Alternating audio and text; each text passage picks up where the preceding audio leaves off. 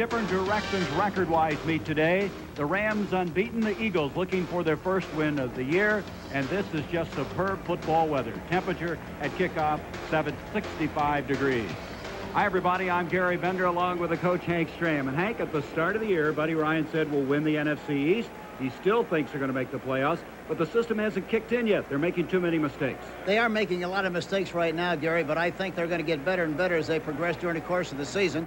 And the selling point that Buddy Ryan gives to his squad is the fact that, listen, we've lost 3. We play 16 games. We could be 13-3, and that's the way they feel. Buddy Ryan is known as the architect of the 46 defense, and that really concerns the Rams today. It really does, because it's a great variety of aggressive surges by the defense of the Philadelphia Eagles, and they have to decide whether they're going to take the skateboard like they usually take or take the Concorde. I think they have to get up on top when they have the advantage and have the opportunity, and we have to see what they do in that situation as to how successful they'll be this afternoon. All right, the Rams have won the toss. They have elected to receive. As you look at this, the Rams are 3-0. However, 2 of their wins over clubs who haven't won this year. The Eagles, on the other hand, have lost to 3 unbeatens, plus a 4th represented by the Rams today. And the Eagles trying to avoid their first 0-4 start since 1972. Paul McFadden will be kicking off. Back deep is Charles White, along with Ron Brown. This will be Brown. He'll bring it out. Out to the 25-yard line and drop there. Ron Brown, who had the flu prior to today, coming out of there very strongly. There is a penalty flag. We're going to have to check this one out. Brown did not even practice yesterday due to the flu. It's going to be a penalty against the Rams. You know, Gary, I talked to Ron right on the field right before the game, and he said he lost 8 or 9 pounds since he's had the flu. He's very weak. Here is Steve Bartkowski. Holding number 51 on a receiving team. 10 yards. First down.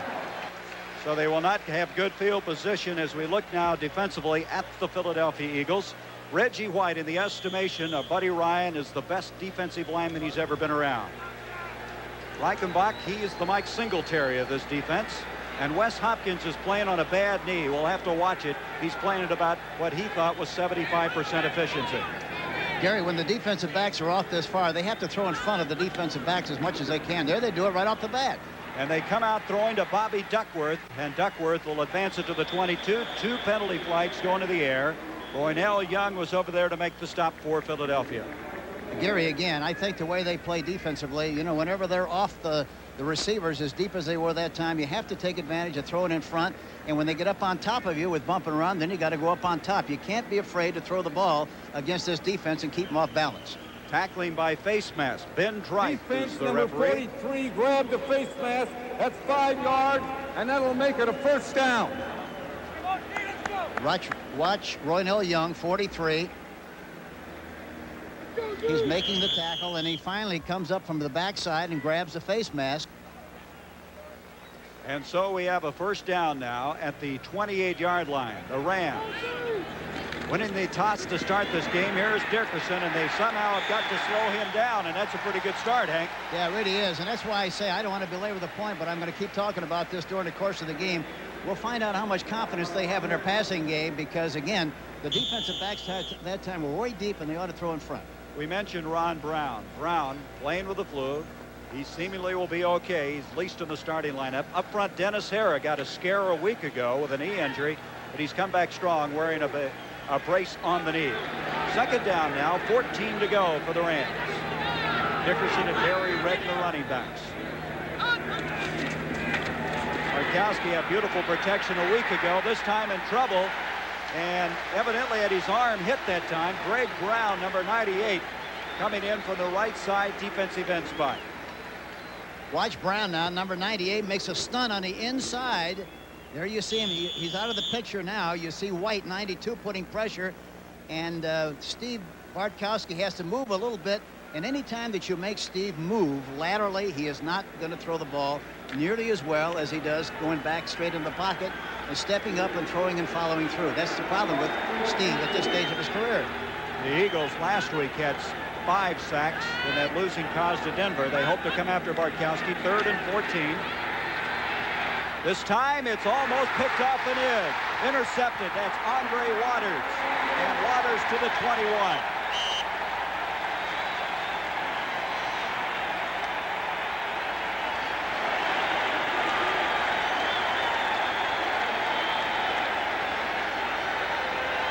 This time they're in the shotgun, as you can see, and he goes back into the pocket. He's looking to the right side, and then he throws inside there, and there's double coverage on the play, and number 20, Andre Waters, finally makes the interception, and they have great field position. And again, the Rams started the game last week again in Indianapolis about this same way. They fumbled last week, and now they throw an interception. That's the third interception of the year for Waters. Gary Gray was leading the NFL at the start of the year with 3, and here comes Byers. Keith Byers, the #1 draft pick. First and goal now at the 9. Vince Newsom made the stop for the Rams. Defensively, here's the Rams. Reggie Doss, he kind of goes unnoticed up front. He's just there every week ready to play. And now Mark Giroux is going to be calling the defensive signals in the absence of Carl Eckern, who has a groin pull. And back deep, Vince Newsom. We just mentioned his name. He is a high-velocity tackler. Mike Haddix really threw a great block on the last play. First and goal now, just inside the 10 for the Eagles, trying to capitalize on the turnover.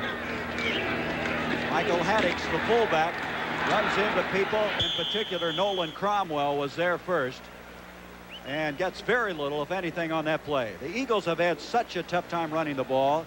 They're hoping to crank up Keith Byers, who did a very good job on his first effort. Thus far, he's only averaged 1.9 per carry. And up front, the offensive line, they're concerned about Leonard Mitchell. He comes in here with a injured knee. However, he thought he'd be able to go. He's got a heavy brace on it. We talked to him yesterday, and he was gimping around. Looked like Chester walking around the field yesterday, but in spite of that, he's out there playing today. I think he's a 295-pound Chester. Yes, he is. You're right. Second and goal now from the 10. Spagnola in motion, the tight end. Jaworski, and it's broken up, and on the deflection, out of bounds. Kenny Jackson almost had the touchdown reception, but he ran out of room trying to gauge the deflected pass. Wasn't that a great effort on the part of Jackson? Great presence. Jerry Gray, number 25, was defending on the play. The ball goes up into the air. And watch Jackson react immediately, go after the ball. He certainly does know where he is this time because he's watching the ball, but he just barely gets the other foot on the line, and as a result, he's out of bounds. Great action, though, on the part of Jackson. So the Eagles now have third and goal. They've made nothing on the first 2 attempts after getting a first and goal inside the 10. This is a great play for great field position for a draw play on the 8-yard line. The veteran Jaworski at 35 years of age, out to Haddix. Haddix to the 5, and it's going to be 4th and goal. Mel Owens, who's played 2 of the best back-to-back games in his NFL career, was there to make the stop. It's a high percentage play. They want to make sure they still, if they don't get the yardage, they're going to still get a chance to kick the field goal. And so they throw the ball out into the flat area to Haddix, number 26. Tries to make a move to the inside and doesn't make the yardage necessary. Newsom comes in from the side along with some other people and makes the tackle. Rams got to be happy that they're making the Eagles settle for a field goal here. Paul McFadden will come in. You know, the funny thing about McFadden, talking to him yesterday, his ritual is on a field goal situation, Gary, he goes in about 12 yards behind the ball because he wants to look at the goalpost, and they look very narrow from that distance. Then he walks forward 10 yards, and they look like they're a lot wider, and there's a lot shorter distance, and he feel, from a mental standpoint, is very effective. Well, they were wide enough there. He hit it. There's the Rams quarterback of the future, Jim Everett, the All-American out of Purdue, the #1 draft pick of the Oilers. They acquired him by trade. He just this week signed a 4-year contract. And John Robinson is saying to us, we're going to get him ready as fast as we can. Look at the stats he had. 23 touchdown passes. Hankey's got such size. He's 6'5", weighs 215 pounds. The kickoff. 3-0 the Eagles. Bringing it out again is Ron Brown. Brown has a little gap out to the 40, and he'll advance just about to the 40-yard line. Coming over to make the stop was the kicker, McFadden. Oh, we mentioned Ben Dreith a little bit earlier as in charge of the crew, and of course we must mention the replay booth. Nick Skorich, the former Cleveland Brown coach, will be the official. The communicator, Joe Brown from the NFL office. And of course, we'll be talking about instant replay through the course of the day as we have a poll that will be conducted. From the 39 now, good field position. That's not what the Rams had on the first time. And this is not what they've done so far extremely well like they did a year ago as far as their specialty teams are concerned. This is good field position. They're off to a good start in this drive. Single running back is Eric Dickerson. Look at over here again. See, there's so much room. Okay, good. Here's Dickerson up the middle. He fumbled the ball. Picked up by Wes Hopkins of the Eagles, and Hopkins will be dropped. That's interesting, Hank. The Eagles told us yesterday they thought they could get the ball stripped from Eric Dickerson. Here's a replay. See, they're playing a softer defense this time. They dumped the ball off to Eric Dickerson. He's got the ball in the left hand. It's not snug to his body. And Andre Waters knocked the ball loose. And it's recovered by Wes Hopkins, number 48. And again, the Eagles have good field position, this time on the 40. As we said at the start of this broadcast, it's been the Eagles that have been making the mistakes. They had 11 turnovers in the first 3 games. Today, the Rams with 2 turnovers early. Kenny Jackson in motion. Jaworski to Byers. The big 233-pound rookie advances out to the 45-yard line. Vince Newsom made the stop. Watch Spagnola, John Spagnola, number 88. Coming off the line of scrimmage, blocking down, uses his left shoulder, good position, and maintains the block very, very well that time on Doug Reed, number 93. Going to bring up now, 2nd down, 5 yards to go. Eagles just haven't been able to run the ball effectively. Today, they've gotten off pretty well. A couple of fine runs by Byers. Spagnola in motion. Jaworski, quick flip to Quick. Quick to the 50, that'll be a first down. As he's knocked down there. Jerry Gray, second-year man out of Texas, up to make the stop. First down, Philadelphia. That's a quick screen that time, and look at all the room they've got over here. But watch, he starts up the field, comes back, drives Gray off the line of scrimmage. But look at the help they got from the inside, and he doesn't get inside quickly enough. And as a result, Gray comes up quickly and makes the tackle. Really a terrific tackle by Jerry Gray, number 25.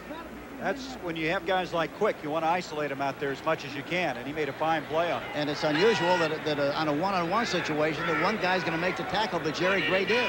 First down now at the 49 of Los Angeles. Jaworski to Byers, and Byers moves the pile forward a little bit as he advances to the 47-yard line. Byers, as you probably know, coming back from that problem with his foot. He had to have bone grafted on his foot. He had special treatment all preseason. And there's some thought about Byers, Hank, that he still isn't completely sure that that foot is 100%. Well, I think that really the indecision comes from the fact that he wasn't in any mini camps. He wasn't in training camp. He's only played in 2 games. So as a result, he's a kind of tentative, I think, kind of feeling his way with the system and everything. And the unusual thing about him is he's a very flat-footed runner. Well, he has those big feet. It looks like gunboats out there. We'll talk more about that later. On a 2nd and 8, here is Haddix. Big hole. Haddix about a yard short of the first down. A big tackle by Leroy Irvin. Beautiful open field tackle that kept Haddix from picking up the first down. That's the second big run they've made to the left side or to the right side of the Ram defense. Big hole, and a good block there by Baker, Ron Baker, number 63. And also Keith Byers, number 42. 3rd down, a yard to go. Coming into this game, the Rams leading the NFL in rushing defense, allowing just over 67 yards a game. So thus far, the Eagles have done much better than the statistics would indicate. Straight ahead comes Haddix. He's got the first down across the 40 to the 39. You know, and conversely, the Eagles have only rushed for 81 yards a game, Gary. So they're out really to do a much better job of obtaining balance today. Watch Dave Little, number 89. He comes back to the left in motion, comes back on the inside and gets a piece of DeJournette, number 70. And they're able to make enough yardage for the first down. Buddy Ryan's team off to a successful start, leading 3-0 and trying to capitalize on the second turnover of the game. Talking to Buddy yesterday, I said, what are you going to do? He said, got to run home and mow the grass. He won't mind mowing the grass if he wins today.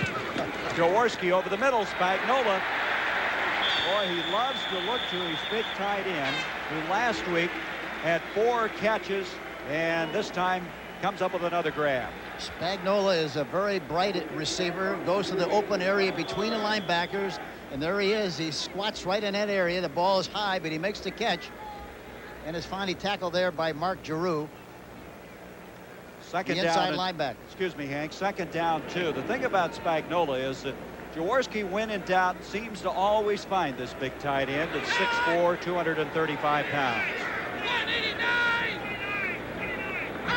Haddix comes in motion.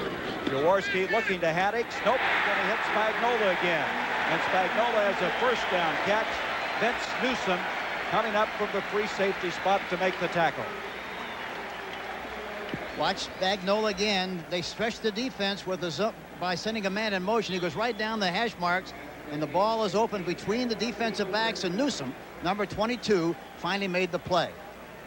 But they're stretching that zone as much as they can laterally, and throwing the ball between the linebackers and the defensive backs. Hank, I tell you, I like the Eagles' game plan. They really look like they're playing with confidence now, and as you mentioned, really causing some problems.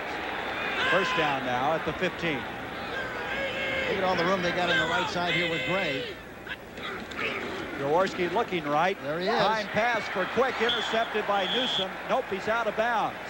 Newsom was out of bounds, and that's a break for the Eagles. That was a bad play because really the area in front of Gray was much better. He was playing deep enough. You're not going to run behind him. They ran a right and up, you see, and it gave Newsom plenty of time to come over from his safety position and make the interception. However, he was out of bounds when he made the play. Hank, is that one of those things where Jaworski just has to get rid of the football, or should he hung on there? Well, he was trying to throw it in the corner of the end zone, I think, that time, but had hung up there too long. Normally, a defensive back can run 20 yards once the ball is in the air, and he covered a lot of territory that time. So the time pattern did work. Second down, 10. This one's working. Touchdown, Spagnola.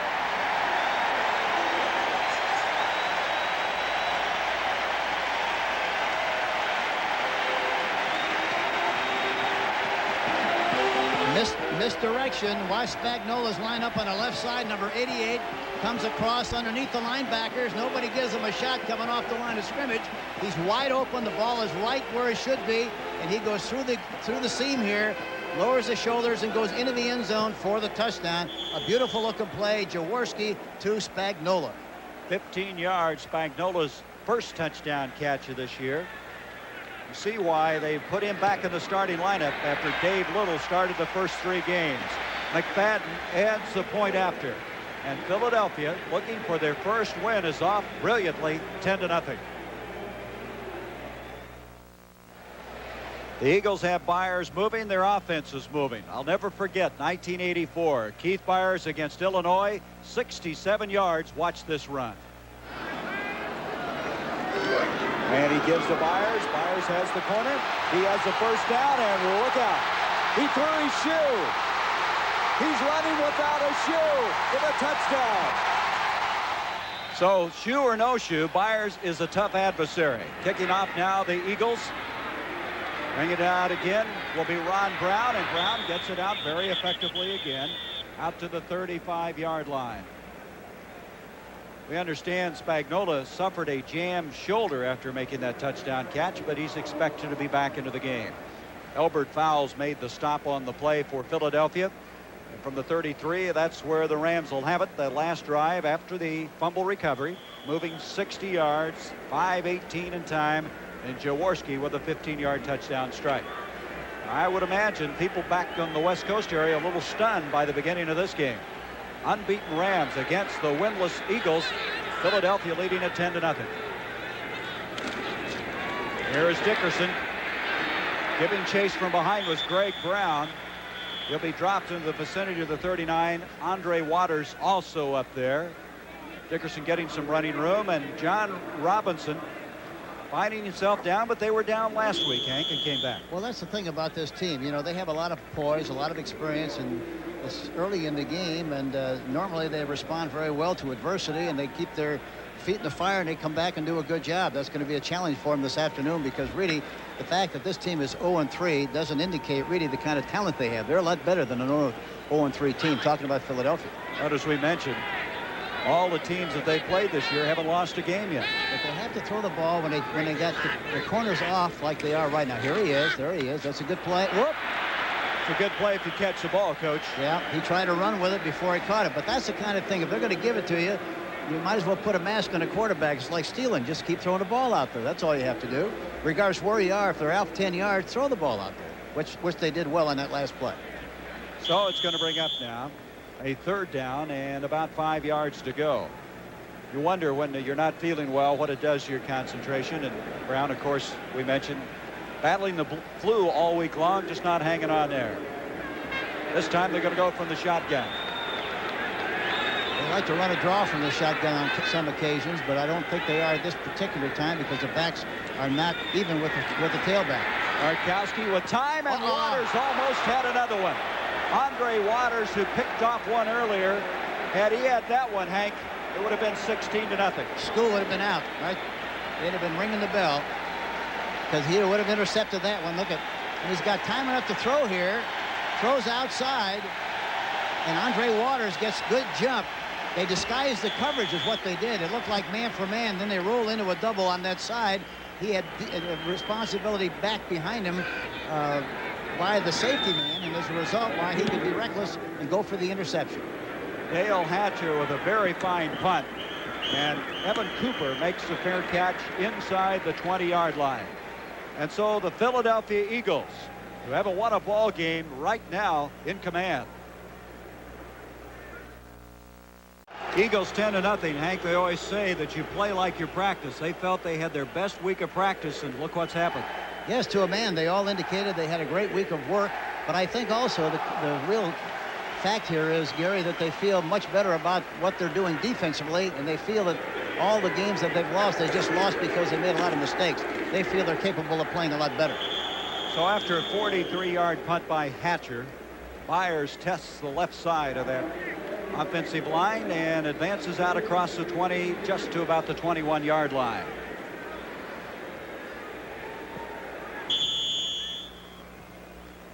And so the Eagles with a 10-0 lead, scoring on a 15-yard touchdown pass and also a 22-yard field goal by Paul McFadden will set it up at the 21. 2nd down, 8 yards to go, make it 9 to go. Jeter is in it right in. And he really gets off the ball. He's lost some weight. He's much quicker than he was a year ago. And the left tackle, Gillespie, is going to have his hands full trying to block him on passing situations. That's a very resourceful run by Haddix. Good change of direction across the 25 to the 26. Good block by Ken Reeves, number 66. It's going to bring up 3rd down, 3 yards to go for the Eagles. Steve Busick that time, number 53, did a good job of coming in and making the tackle. Just across the 25-yard line as now Spagnola comes out of the ball game. Ron Johnson, 85, is checked in. Have 3 wideouts on a 3rd and 3. They got 6 defensive backs in the game right now, Gary. To this side comes Jackson and Quick. From the shotgun, Jaworski. They pick up the blitz and then try the little draw, and it didn't fool anybody. Newsom was coming on a blitz. The offensive line picked it up, but he also ran right to the spot of the tackle. It's 4th down. Should instant replay be used in the NFL? That's our question, and that's the question we're asking in our poll. You can cast your vote by simply dialing the number listed next to the category of your choice. And there's a vote on the right-hand side thus far, and there's a charge of 50 cents per call, and we'll see how the fans are voting at halftime and also on the NFL Today post-game show. Revised right now is leading, isn't it? Hank and I'll have some thoughts about that as the game wears on. As back to punt is a man who's been struggling a little bit, Telchuk. The rookie out of Texas. Boy's not struggling there. Look at that punt. Mickey Sutton inside the 20. Beautiful punt. And Sutton will advance it out to the 29. There's a penalty flag. Andre Waters over there covering on the punt. So Telchuk, who last week had a 13 and a 29-yard punt, made amends there, didn't he, Coach? Yes, he really did. We talked to him yesterday, and he said the real problem has been I've been trying so hard, I've been so tense. I'm just going to relax and kick the ball tomorrow, and he sure kicked it that last time. 56 yards, as Ben Dreith indicates. Illegal block of the hands. on number 54 on the receiving team. That's 10 yards, and it's 1st down. So the Rams will not have good field position. We're going to take a break here from Veterans Stadium. John Robinson's team down by 10.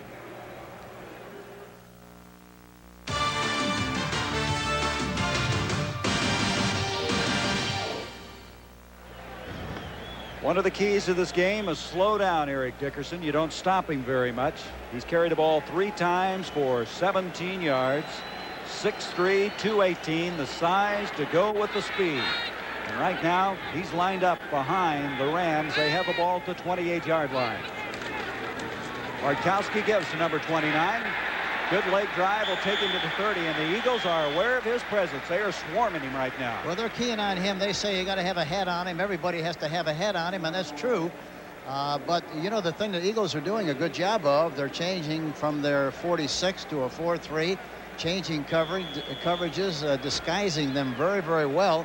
And I think it's creating somewhat of a problem for Steve Bartkowski. Boy, what a difference a week makes, Hank. You got to realize now the Eagles have given up over 600 yards rushing in the first 3 games. And today, it hasn't been easy on any of the carries for the Los Angeles Rams. 10-0 Philadelphia. See, now they're in a 46. See, they changed to the 46. 2nd and 7.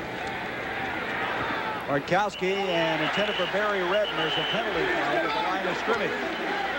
Barry Redden, who leads his team a number of catches, that time could not make the connection, but the penalty is going to go against the Los Angeles Rams. Holding. Usually when they drop it in that area, it's holding, and that's exactly what it is.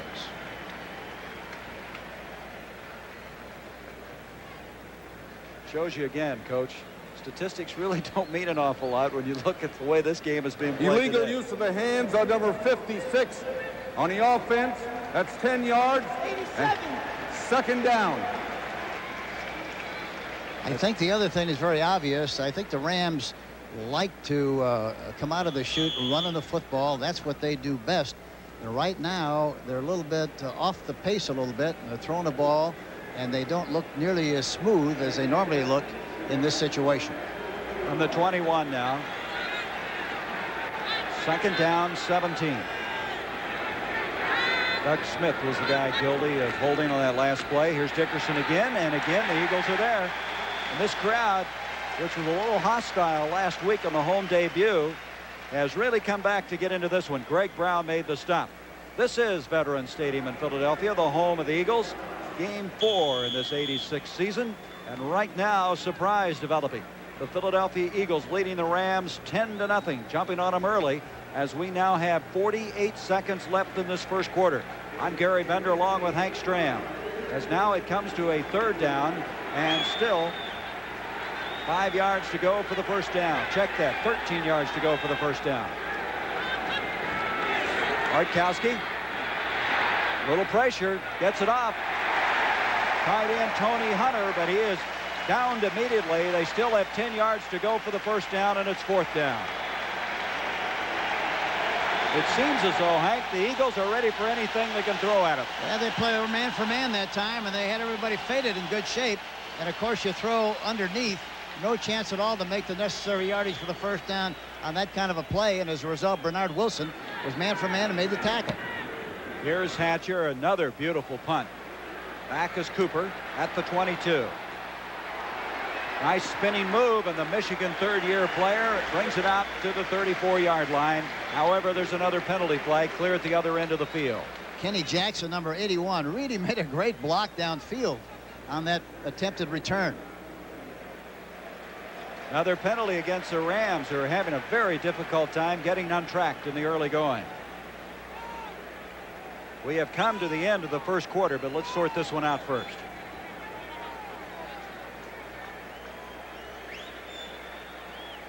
Ben Dry talking to John Spagnola whether they want the football or to take the penalty. They have good field position. They have the ball, and a lot of times that determines whether you're going to turn down the penalty or accept it. Number 90 on the kicking team was down the field illegally. I would think they'd decline it. The penalty and take the football. It's Mike McDonald who snaps on the punts, who got down there prematurely. We've come to the end of the first quarter. Buddy Ryan's team with a 10-0 lead. For great taste, there's only one light beer. Mobil 1 synthetic motor oil. Mobil 1 protects your engine better than any conventional motor oil. And by the heartbeat of America, today's Chevrolet. 2 turnovers by the Rams have led to 10 points in this football game. McFadden capitalizing on the first from 22 yards out, and Spagnuolo with a 15-yard touchdown catch from Ron Jaworski as we begin the second quarter. First down now for the Eagles. Mike Wilcher, Steve Busick. That's Busick who's starting now because Carl Eckern hasn't been able to come back from the groin pull. Giroux has taken over the defensive signals, and Busick, who was a starter, the leading tackler the last 2 years for the Denver Broncos, has been thrown in there. They were concerned about the fact, Hank, he'd only been in 2 live plays prior to today. But he's a good player, and I think the fact that he played so much for Denver is going to make this team a much better defensive team as they go along during the course of the season. Second down and 8.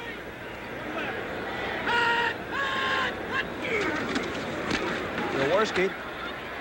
Kenny Jackson dropped it.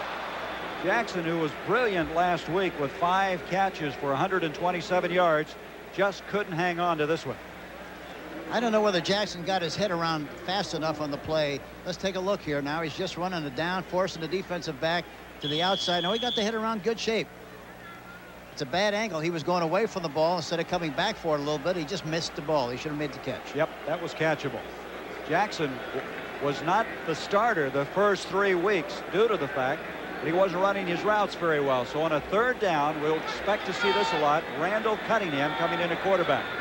Anything more than 3rd and 7. This is 3rd and 9.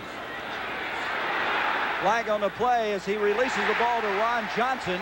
Johnson made the catch, but let's see what the penalty's all about.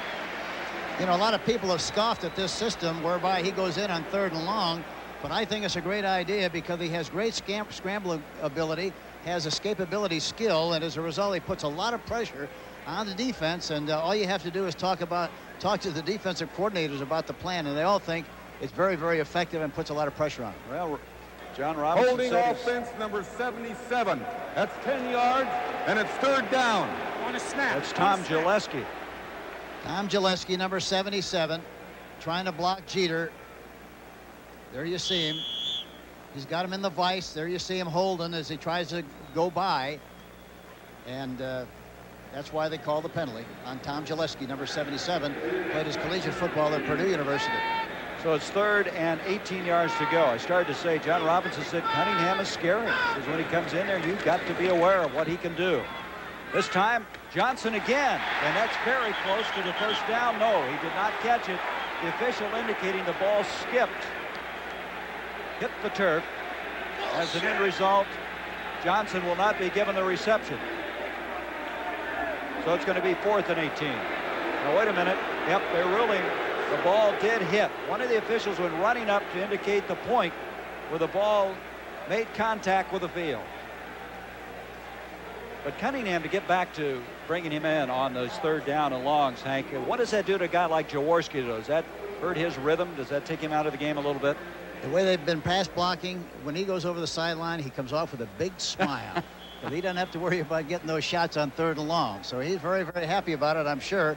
He'd like to be in there, of course, but I think they are doing what they think is best with the ability of their team, and I think it's a great move. Telchik, you see what he had the last time, a 47-yarder. This time he did not hit it as well. He's going to get somewhat of a roll. Mickey Sutton at the 35. He'll be down there. Another penalty flag. Boy, we cannot punt a ball today without having a penalty flag. You know, I talked to Mickey Sutton on the field before the game, and he was catching punts, and he said, you know, the problem with catching punts before the game without my pads, I have a tendency to catch the ball against my body, and then I know when I put the pads on, I can't do that because I'll hit the pad and bounce out. So I have to really remind myself all the time to make sure that I catch the ball in my hands, with my hands all the time. It's going to come back. Penalty against the Rams. You were mentioning. Offense had an illegal formation. They're going to take the 5-yard penalty. Kick it over. Let me ask you something, Hank. You used to also feel that if you didn't have pads on, you shouldn't be doing some things just in warming up because sometimes guys go diving after a ball and hurt their shoulder. Yes, we always had a rule, you know, on days when we practice in shorts and without pads. We didn't do it very often, but we had a rule that We did not want anybody to dive for a ball or have any kind of collision, the defensive back and an offense and a receiver, because there was always a chance for injury. Let him catch the ball. You were at the right spot, at the right place, but don't make the mistake of trying to do something that you shouldn't do without the shoulder pads, because it could prove to be a big problem from an injury standpoint. Penalty against the Eagles. High snap, but Telchik's there. Mickey Sutton will come up. He's going to field this one about 3 yards further up the field than he did the other end, but he's going to give the Rams much better field position. Instead of his own 35, he takes it to the Eagles' 45-yard line. So taking the penalty was a good move. Alonzo Johnson made the stop. The Rams still looking to get on the scoreboard. From the 45-yard line, the Rams have the football after that punt, trailing 10-0. 13:27 left in the second quarter of play. See, now they're in a 46. Buddy Ryan, development of the 46 defense. Bartkowski on target, but a collision, and Ron Brown can't hang on. Excellent coverage by Evan Cooper. That ball was beautifully thrown, but very tight coverage. Yeah, right where it had to be, and it looked like it should have been caught. And again, you know, going into the game, the Rams like to run the ball 40 times approximately and throw it 20 to 25 times. They still have to maintain that same run personality and do it successfully, but when they throw the ball, they have to make good plays, good intelligent reads, take advantage of coverages, and make big plays with the passing game within the framework of those 20 or 25 passes. So far, they haven't done it. Rams only had the ball 4 minutes and 40 seconds in that first quarter. Here is Dickerson on the second down 10. He's inside the 40 to the 39. It'll bring up third down. Let's go to New York. Here's Brent Musburger. Well, Gary, the Chicago Bears are a different team with Jim McMahon back at quarterback. Jim has thrown 2 touchdown passes and run for a third. This is the 53-yarder to Willie Gault, and the Bears are routing the Bengals 21-0 in the second. Back to Gary Bender. Well, Hank, Jim McMahon does make a difference, doesn't he? He sure does. He sure does. Third down now, 4 yards to go for the Rams, just inside the Eagle 40-yard line. Well, they got a lot of room on that left side, 1-for-1 coverage. Bartkowski from the shotgun. Pumps off the rush. Intended for Brown, and a beautiful play by Ronell Young. Ronell Young with the interception.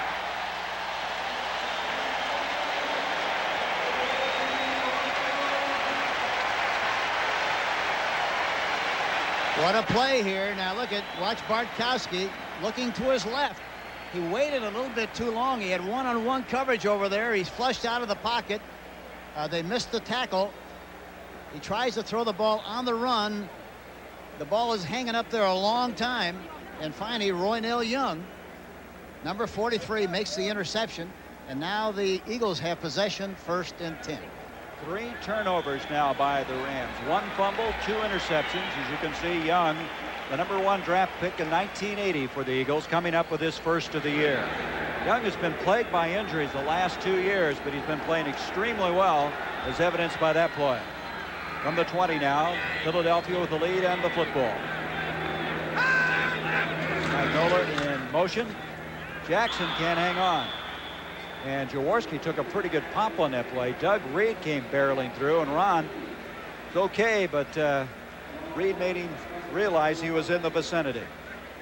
Next Saturday, college football on CBS. For those of you on the West Coast, we'll see Arizona State at UCLA. The Sun Devils tying Washington State last night.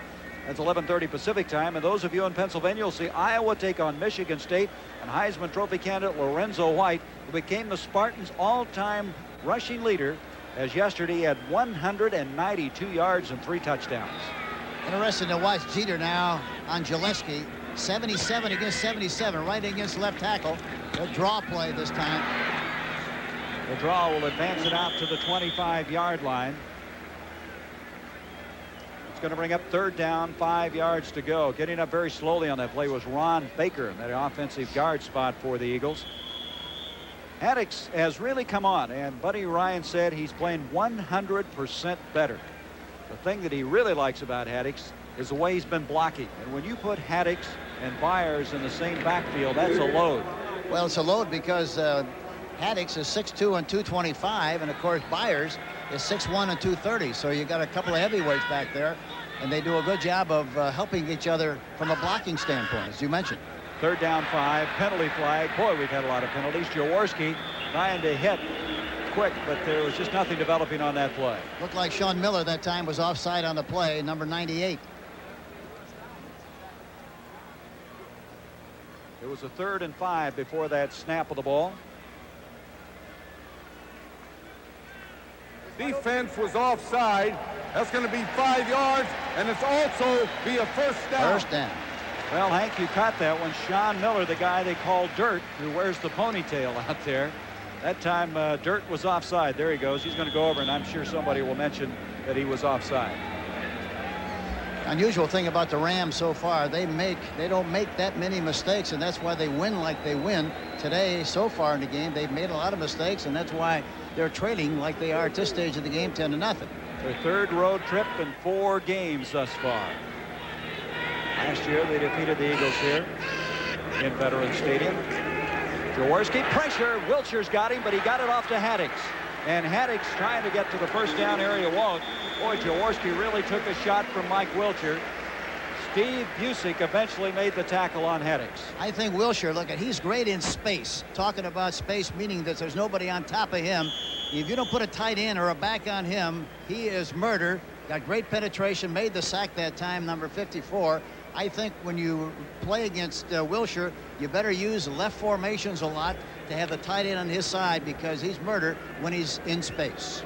Came from North Carolina, the same school that produced Lawrence Taylor, and he has some of the same assets that Taylor has. Great blitzer. Haddix, and now Kyle Latasi is coming to the backfield. Jaworski's pass deflected. On a 2nd down and 5, Jaworski trying to go over the middle. Reggie Doss that time, number 71, got a piece of the ball. You know, the great thing about the Rams, I touched on it last week, but, you know, regardless what the situation is with the Rams, they're never going to panic.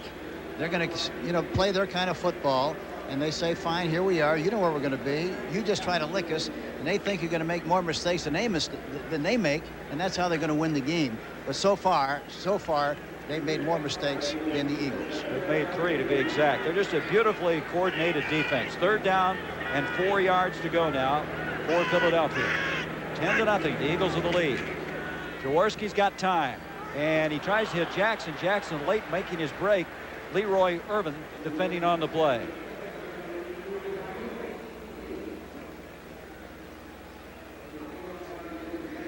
All right, here we see Quick coming off the ball, getting jammed by Gray. Finally breaks to the outside. The ball is thrown way on top. It falls incomplete. I thought they were throwing to Jackson. They were both in that same area. Yeah, Hank. they really were. You're right. It was actually Quick, I guess, was the intended receiver, but Jackson looked like he was closer to it. Kelchik now to punt to this man, Sutton, former USFL player. Kelchik hits it very well. Inside the 20 is Sutton. And he's going to get out to the 30-yard line. Over there is Alonzo Johnson, the rookie out of the University of Florida, to make the stop. 47-yard punt by Kelchik. The Eagles right now continue to lead. Philadelphia 10-0 lead. Hank, one thing that was interesting this week in the Philadelphia camp, both the offense and defense called their own caucus this week away from Coach Buddy Ryan, trying to get the ball club come back. Yeah, I think meetings are great, but I'd rather have them have the meeting before they go 0-3. That's better than going 0-4 with that one. Right? That's right. Okay. To the 35 come the Rams. Barry Redden carrying the football. We have 10-17 left to go in this first half. The Eagles with a 10-0 lead, scoring all 10 of their points in the first quarter. There he is, 52-year-old Buddy Ryan. And he has that double-barrel tongue. He's not afraid to say what he believes, and maybe today people are starting to believe what he says. Well, I think the other great thing about him is, you know, he has a philosophy, and he's strong enough to exercise the philosophy. He doesn't care what anybody thinks about it. He's going to do it his way, and you like that. Dickerson still having a tough time running with the ball. There's another penalty flag as he tries to hit off the right-hand side. Dickerson had 193 yards in game 1. Last week, 121. Coming in, he needs only 640 yards to become the all-time leading rusher for the Rams. But today, he's had to work for every yard he's gotten. Yeah, he's had to do it the old-fashioned way today. He has to earn it And I think that the one thing is very evident. I think somewhere along the line soon, number 60, going back 10, and it's second down. they have to run some kind of a misdirection play because the Eagles are chasing like crazy, and they have to get them off balance a little bit with something that starts one way and goes back the other. Maybe a reverse, something, but I think they have to slow down that pursuit. They got to cut down the turnovers. They have 3. That holding call was on Dennis Hara. Makes it 2nd and 16. Markowski to Dickerson, and Dickerson's going nowhere. That's Greg Brown, number 98. Brown, an excellent pass rusher, that time playing the rush very effectively. The 6th-year man out of Kansas State. His 40th straight start for the Eagles today. You know, talking about Buddy Ryan, we talked about, made a parallel. I said last year with the Bears, you played the Rams, and you shut down Eric Dickerson, and of course you won the game handily. And he said, well, that's here again. We have different people here, but we think we've got a great defensive line, and we feel if we can slow them down, we can win the game. First 3 games this year, one individual has rushed for 100 yards against the Eagles. Dickerson is wanting to be the 4th. We'll see what will develop. On a 3rd down, little toss forward. That's not going to get it done. Dickerson is dropped by Bernard Wilson, and they're going to have to punt the football. You know, the other thing, anytime they're in a spread formation, Gary, watching that, I was going to mention before the ball was snapped, and anytime Dickerson is even with a quarterback, he's going to run the ball from spread formation, from the shotgun. If he's ahead of the quarterback, it's going to be a pass, and that time it looked like they read it perfectly because he was even with Bartkowski, and they gave him a draw. Low snap to Hatcher. Coming up is Cooper. He's got it at the 35. He's got a block, and to the 40. Nice spinning move to the 44. This crowd is into the game. The Eagles are into the game. They have a 10-0 lead. 8:09 to go in the first half. Philadelphia scoring all their 10 points in the first quarter. The 8:09 mark now. They'll have the football just short of the 45-yard line. Look at this. Mike Quick is tied with 5 other guys for the longest pass reception in NFL history. We're going to pick up that play. This won a game in overtime. The worst possible field position inside the 1-yard line. Jaworski retreats. He's looking. He fires the football. Completes it quick. He's going to go. 25-40, 45-40, midfield, 45-40, 35-40. Mike Quick, touchdown. The Eagles win. Jaworski to Quick, 99 yards. The longest pass play in Eagles history. And there he is, one of the elite receivers. 1 catch thus far today. He looked like Will Chamberlain from waist down in that run, didn't he? It's fun to run when you're open like that. Talk about long legs. First down now, Jaworski. Thus far, 6 of 12. There's a pass by Byers. Quick! How about this? Touchdown.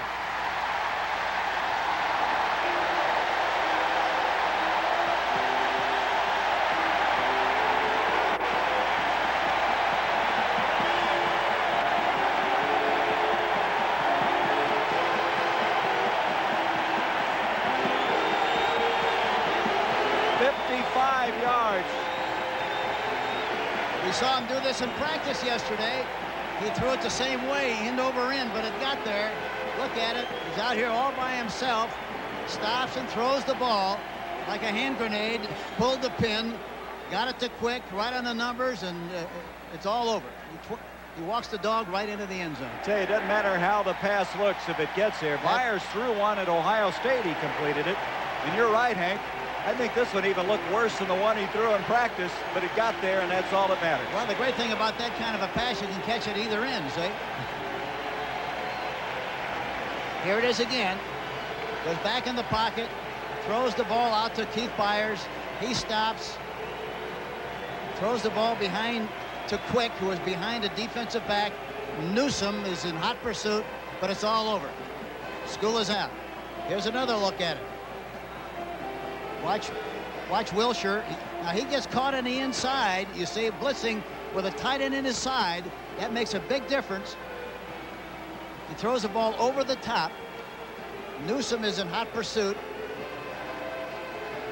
But it's all over. Hank, what's interesting, I doubt very many people knew that Byers was left-handed, so you would expect maybe that option to go the other way.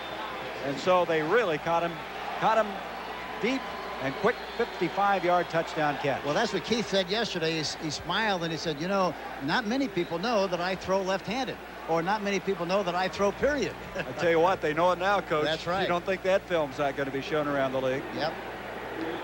How about this? 17-0 now in favor of the Eagles. Short kickoff. Will be taken by the short man Rob Carpenter, the former Giant, and he'll bring it to the 24-yard line.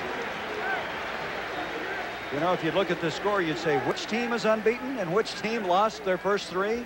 Right now, it's all Philadelphia. Their total yardage also a dominating factor, as well as on the scoreboard.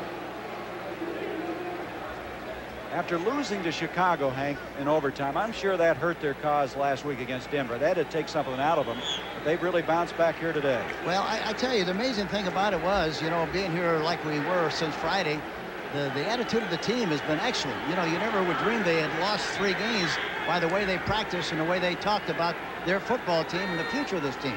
Said they had to quit making the mistakes they have. The Rams have not. They've committed 3 turnovers.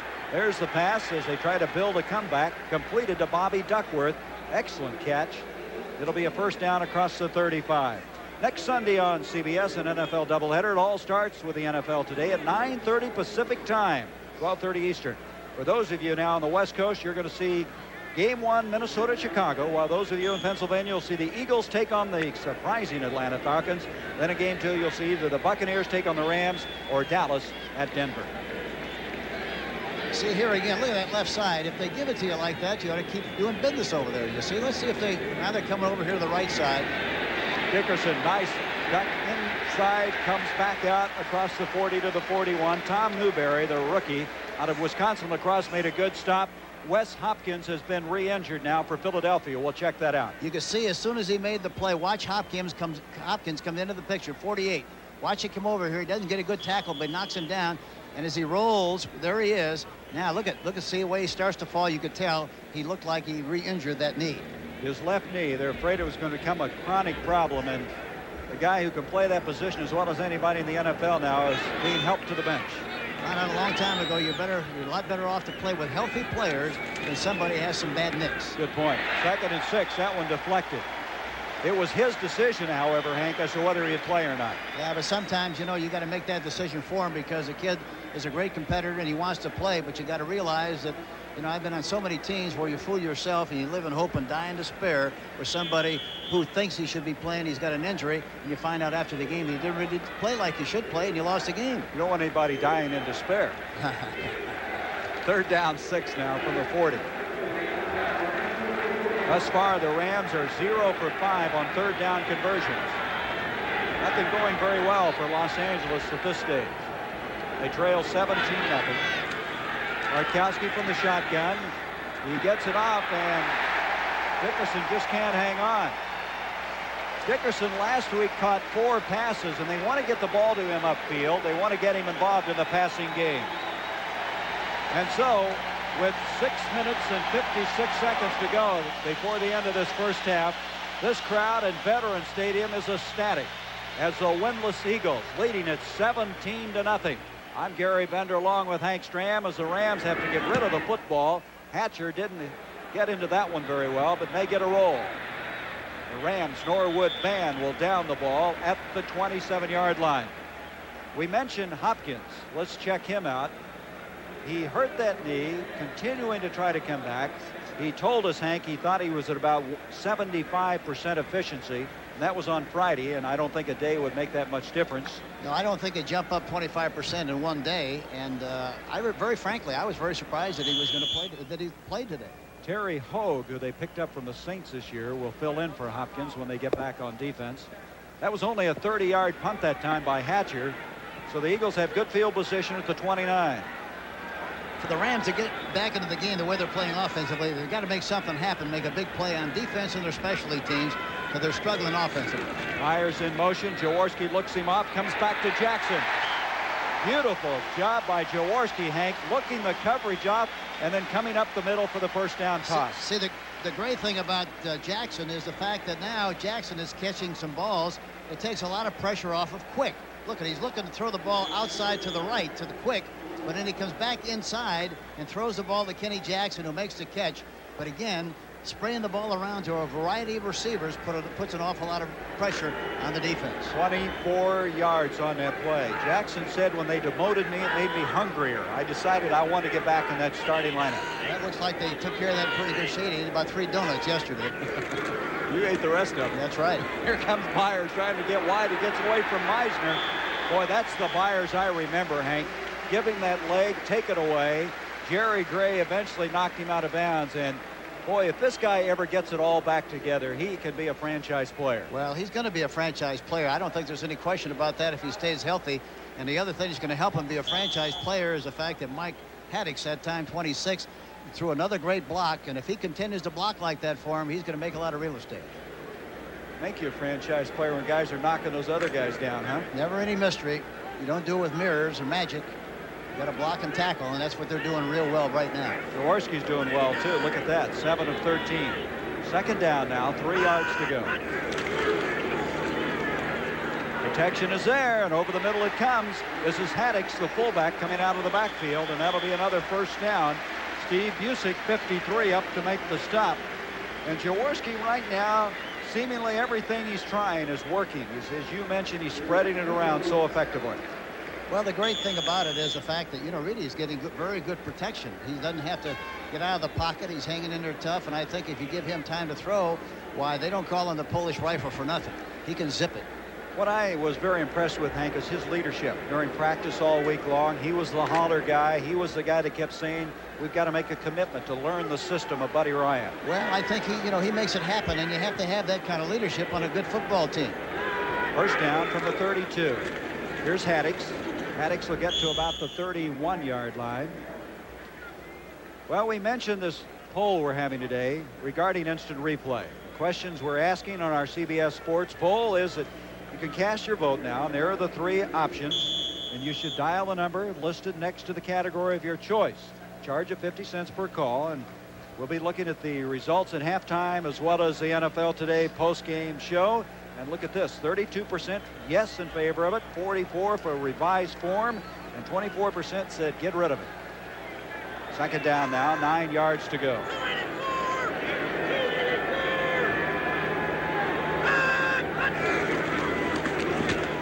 Jaworski on a time pattern, and that's quick, but he's out of bounds. You can see he just wasn't going to have the room that time. Nice effort, though, by Quick. Shows you his acrobatic ability. There is a penalty flag, however. You can't cover a guy any better than this. Watch Quick come off the ball. Watch Gray try to knock him out of bounds. You see, but he's right with him, and he finally turns back to look for the ball at the appropriate time. Quick jumps right over the top and sucks the ball up like he's got a vacuum sweeper in his hand and goes in for the touchdown, but again, he's out of bounds. Let's see what the penalty's all about. That's an incomplete pass. The receiver went out of bounds, come back in and caught the ball. Incomplete. I think you said it very well, though, Hank. Gray covered it so well. We're going to look at it again. Yeah, here again, you can't cover any better than this, Gray. Now, see, when he starts to turn back and look for the ball, so does Gray.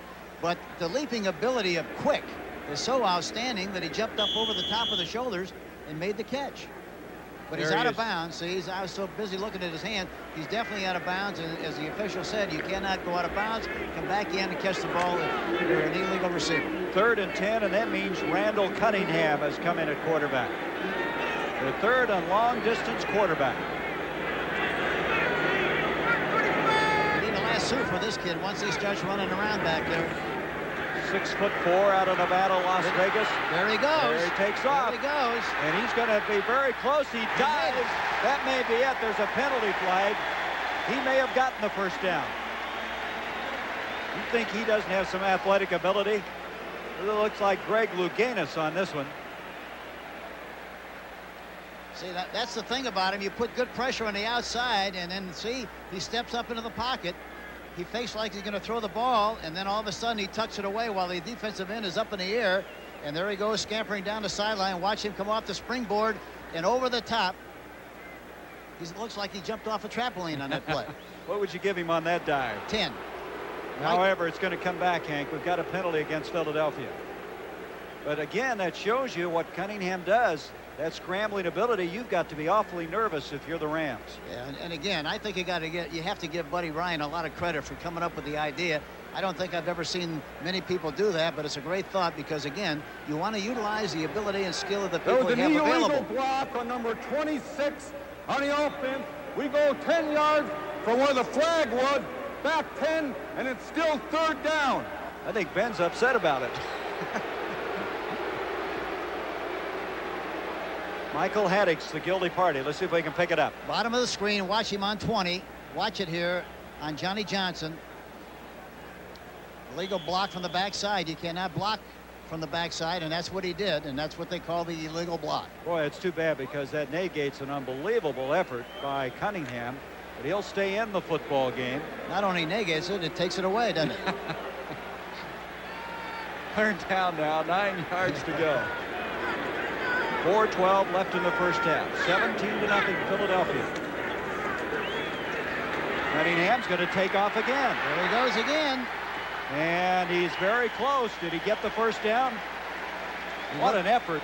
He reached out there with the ball, and I think he might have gotten a lot closer or maybe even made the first down. They're going to measure, Hank. They're going to bring the sticks in. When you're 6'4", it helps in a situation like that. And you got a 40-inch reach. Now they're indicating it was a first down. They don't need the measurement. Hank, are you surprised there haven't been teams do this more often? Bring in a quarterback on 3rd and long? Well, I don't think there's many people who have the running ability of Cunningham. I think if somebody maybe had that kind of skill and ability, they maybe would have taken advantage of it. But regardless, I think Buddy Ryan came up with a great thought. You know, a guy could do that if he's Steve Young, maybe of Tampa Bay. Sure. Yeah, no question. From the 22-yard line, 1st down, Philadelphia. Look at that right side. Look at that right side. Jaworski waiting for Quick to clear. There he is. Can't hang on. Boy, you could see that developing all the way. They just couldn't quite get it hooked up. But the great thing about it was, you see, it was a one-on-one on that side. They rotated the defense the other side. Look at all the room Quick has. See, look at all the room he has on Gray. He makes an outside-inside move. He pops behind him, and he almost makes the catch. Look at this. Looked like the center fielder out there. Looks like Willie Mays. I tell you what, Jerry Gray got turned around about 3 times. I don't think he ever did find Quick on this one. After the fine coverage earlier, Quick had him turned inside out on that one. The corner, when he covers against Quick, he doesn't need ligaments. He needs ball bearings in those knees. Head on a swivel, right? 2nd down now, 10 from the 22. The Eagles are really creating some excitement on this drive. There's a blitz.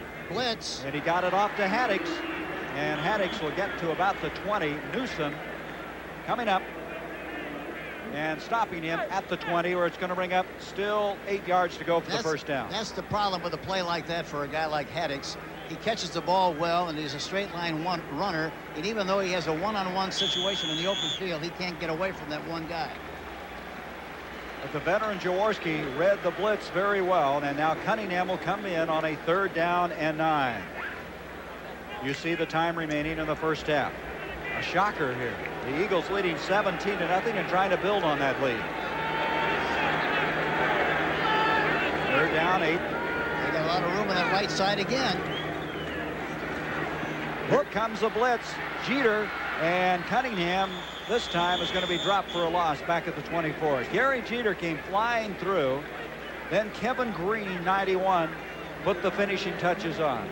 Coming up at halftime on the NFL Today, Brent, Irv, and Will have scores and highlights, and also Ann Butler reports on the remarkable story of William Andrews, his 2-year road to recovery. Also an update on the instant replay poll.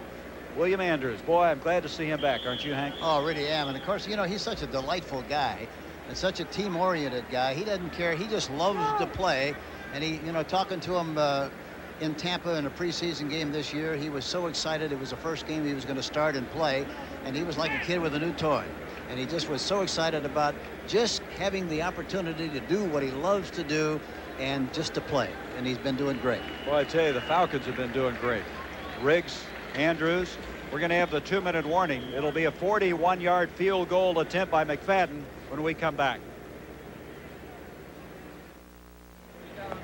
McFadden will attempt a 41-yard field goal. He began the scoring in this game with a 22-yard field goal, and then Spagnuolo on a 15-yard touchdown catch, and then Quick on a 55-yard strike from Byers. And McFadden 2 of 2 for the year, looking for his 3rd straight. And McFadden looks like he ought to have a candle in his hand. It looks like an altar boy. You know, the other thing about him is, you know, he has total confidence in Jaworski. He said, I just listened to Jaworski, and he tells me right middle, left middle, middle, right upright, left right upright, and that's where I kicked the ball. And then he says, hit it. And here's McFadden putting it up and through. McFadden was dumped on that play after kicking the field goal. He now is perfect for the year. 3 of 3, and it's a 20-0 game. Let's look at this again. You know, the great thing about McFadden is the fact that he gets a very good rotation on the ball, and as a result, it goes very straight. A lot of soccer-style kickers kick a kind of a spiral rotation, and in that situation, they kind of veer off right or left. He kicks it straight through like a straight-ahead kicker. Boy, he's not very big, Hank. He weighs 163 pounds. They list him at 5'11". I question he's even that large. But he's 3 of 3. He's hit, coming into this year, 55 of 67 field goals, and he was a 12th round draft pick. You talk about a steal. And the amazing thing about it was that he used to kick with a shoe on, and then he watched Tony Franklin with the Eagles kick with barefoot, and he decided to do the same thing. He came to the camp, and they played the traveling music for Franklin because he's now kicking for New England, and he took his job right here. Now he's kicking barefoot. How does that traveling music go? Can you hum a few bars for me? Well, I will a little later. I need some good music. 20-0, Philadelphia. Again, it's a little bit short. Ron Brown looking for the alley, and he'll get across the 30 to the 31-yard line. Well, Bartkowski last week had a very effective performance against Indianapolis. Today, with some pressure, not throwing all that well. This team was last in passing. Bartkowski gave them the balance they wanted a week ago against the Indianapolis Colts, but now in a big catch-up posture. He isn't throwing the ball like a frozen rope like he normally does today. Normally, he's got a lot of zip on the ball. RPMs are very high. Today, he's not throwing that way, and I think maybe there's a little confusion as far as coverage is concerned. And sometimes when he has to move and throw the ball, he doesn't throw with the same velocity. And then you add the fact that he's thrown a couple of interceptions, and the Eagles are leading at 20-0. See, now they're in the 46 with tight coverage. Wind up with an 8-man front. Now they're dropping back. Bartkowski stays in there. He's hit from behind, gets it off to Dickerson, and that only got a couple of yards. Albert Foles over to make the stop again. Though they have pretty good pressure from that backside. You're right. And again, you know, the other thing is if you can make Dickerson a receiver in the game rather than a runner, hey, that's great, because you want him to try to catch the ball instead of running the football. He said, great. That's a good point. Bartkowski back now, second down, way short. Penalty flag on the play. That ball was way short, but Bartkowski did not have a lot of time to get rid of it. He is a pure passer. He has the size to look over that defensive line. 6'4", 218. There'll be a holding call. Reggie White was held that time by Doug Smith, I think. But Bartkowski, 11 years playing for the Atlanta Falcons. Number 56. We're going back 10, and it's still second down. So we're going to back up 10, and we now have 1:22 left in this first half. See, the thing that's happening here really is you're seeing a team that's deviated totally from their personality, and they don't look like the same club because they haven't done what they normally do well, and that's run the football. Look at that. Dickerson with 20 yards. They said they had to slow him down. They've done more than that. Virtually put him in a standstill position. But that's a great thing about a great back like him. You see, you can slow him down a little bit, all of a sudden he makes a big play. Bartkowski comes out running, and he threw the ball. I don't think he got past the line of scrimmage. Intended for Michael Young. He's beyond the line of scrimmage. I thought he was, and Bartkowski may be hurt, Hank. Boy, that's a tough break. He's such a great competitor. With those knees the way they are, he should never run. Never is exactly right. Never run. He should just slide and do the best he can, because any kind of a shot on those knees could be disastrous. He's had 5 knee operations. Doesn't even have cartilage in one of the knees. Let's see where we can pick it up. So he got pressure from the outside. And then he starts to run up the middle where there's running room. Goes beyond the line of scrimmage. And after, he got hit. Oh, that's what, man. Boy, that was a tough, that was Waters. Andre Waters is exactly right. That's a terrible hit. That is a terrible hit. There's flag, however, now on the play. At the 30, they're going to have to take him off the field. Oh, man, Hank, you know. That's a shame. It is a shame. Boy, this guy has been under the knife so many times. Watch Waters hit him low, right at the knees with a shoulder pad. A good hit. A good hit. Nothing wrong with the hit, except that it's a bad hit for the quarterback, Steve Bartkowski. That's a shame. Well, you know, he was extended so funny, too. He was throwing the ball. His knee was locked a little bit when he was hit by Waters. Dills is the quarterback, and I want to tell you something. After Dills, they'd have to go to Nolan Cromwell. He's their emergency quarterback in this situation. Steve did play a lot in the preseason. In fact, he started the final preseason game. The line through illegal forward pass. We're going back 5, and they lose it down, so it's 3rd down. Boy, that's adding insult to injury. You lose your quarterback, you get a penalty, and things aren't going well for Los Angeles right now. I wonder if a quarterback could play in his civilian clothes. Talking about Everett. He's sitting on the bench. Well, they have him standing on the far sideline, and I'm sure John Robinson has turned to Everett by now and said, get ready, because they are now in a dilemma. Bartkowski does not look good. It's going to be 3rd and 22. There he is. I tell you, Bartkowski had such a great attitude about Everett joining him. He says, I'm going to help him all he can. He says, right now, this is my team. He may have lost that mantle now. Dills will come out of there throwing to Tony Hunter. Takes a big shot. Dropped 10 yards short of the first down at the 30-yard line. You know what the Philadelphia Eagles are doing very well today? They're basically doing a great job of tackling. That was a terrific illustration of it. Bernard Wilson that time, straight ahead, got in front of the receiver and made the tackle on Tony Hunter. We have a man shaken up for the Eagles. That is Waters, Andre Waters, who has an interception of this game and slow getting up. He was around the point of impact on that tackle on Tony Hunter. Well, Hank, we talked about this before, not to belabor the point. We wonder if every team should carry 3 quarterbacks. Now it looks like the Rams are down to 1 plus a safety. I said last week, and I'll say it again, and I'll say it every week, I really think that the league should demand that every team in the National Football League have 3 quarterbacks on their roster. I think it's a must, especially with the high-speed collision and all the problems that are happening in physical problems in professional football. I think it's ridiculous not to have 3 quarterbacks. We're going to see how Waters got hurt on this last play. Upper left, watch Waters come into the picture, number 20. Oh, it looks like he gets hit by his own guy, Ken Clark. Ken Clark hit him. And I thought they were fraternity brothers. Well, Bartkowski out of the game. He was 5 of 14 for 43 yards. It's been all Philadelphia. They lead it 20-0. A minute 1 left in the first half. Hatcher to punt the football. Cooper back deep now for the Eagles.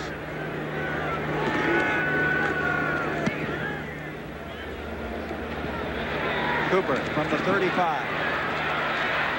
And he'll get to the 42-yard line. Coming up at halftime, we'll be going to New York to join Brent Erb and Will McDonough with all the scores and highlights. Ann Butler with a story on William Andrews, a remarkable comeback by the Atlanta Falcon. And an update on our poll, the instant replay poll. If you haven't phoned, be sure to do so. 35-yard punt that time by Hatcher. The Eagles will have it at the 41. I'll tell you what, Hank, if somebody saw the score out on the West Coast area, they'd say, hey, they got that reversed. That must be the Rams leading 20-0. Well, there's a lot of people probably feel the same way. They think it's probably a misprint. But it is not. It's been the Eagles all the way, looking for their first win of this year. Bartkowski with a knee injury. We've been told they'll check him at halftime. Jaworski comes out throwing again. His favorite receiver, Quick. And Quick will bring it across the 45. They're going without a huddle as they have it at the 48-yard line. 2nd down, 3, maybe 4. You see the time left in the first half. Jaworski with time again. They're trying to get to field goal range. This is Kawatasi, the rookie, out of Washington State, and he has some collision as he stopped at the 28-yard line. He and Irvin look like a couple of demolition derby experts as they collided on the near side. And Junior Tatalatasi, a real find this year out of Washington State. Look at Quick. Look at the great block he makes on Cromwell downfield. It provides Tatalatasi with an opportunity to get down the sideline. Look at the hit, the collision on the sideline. And now at the 28-yard line, there he is, Tatalatasi. He got him started wrong last week. He fumbled the opening kickoff against Denver, but he was extremely impressive in the preseason. He was a backup to Reuben Mays, and they discovered him, Hank, when they were looking at films of Reuben Mays, the number 3 pick of the Saints. Yeah, that happens a lot of the time. You really do. You go with the idea of seeing one person. We got Nolan Smith that way. I went to Tennessee State to watch 2 other people and came back with Nolan Smith. Oh, Jackson, touchdown. Johnny Johnson, they had one-on-one with Johnny Johnson. Kenny Jackson makes the catch.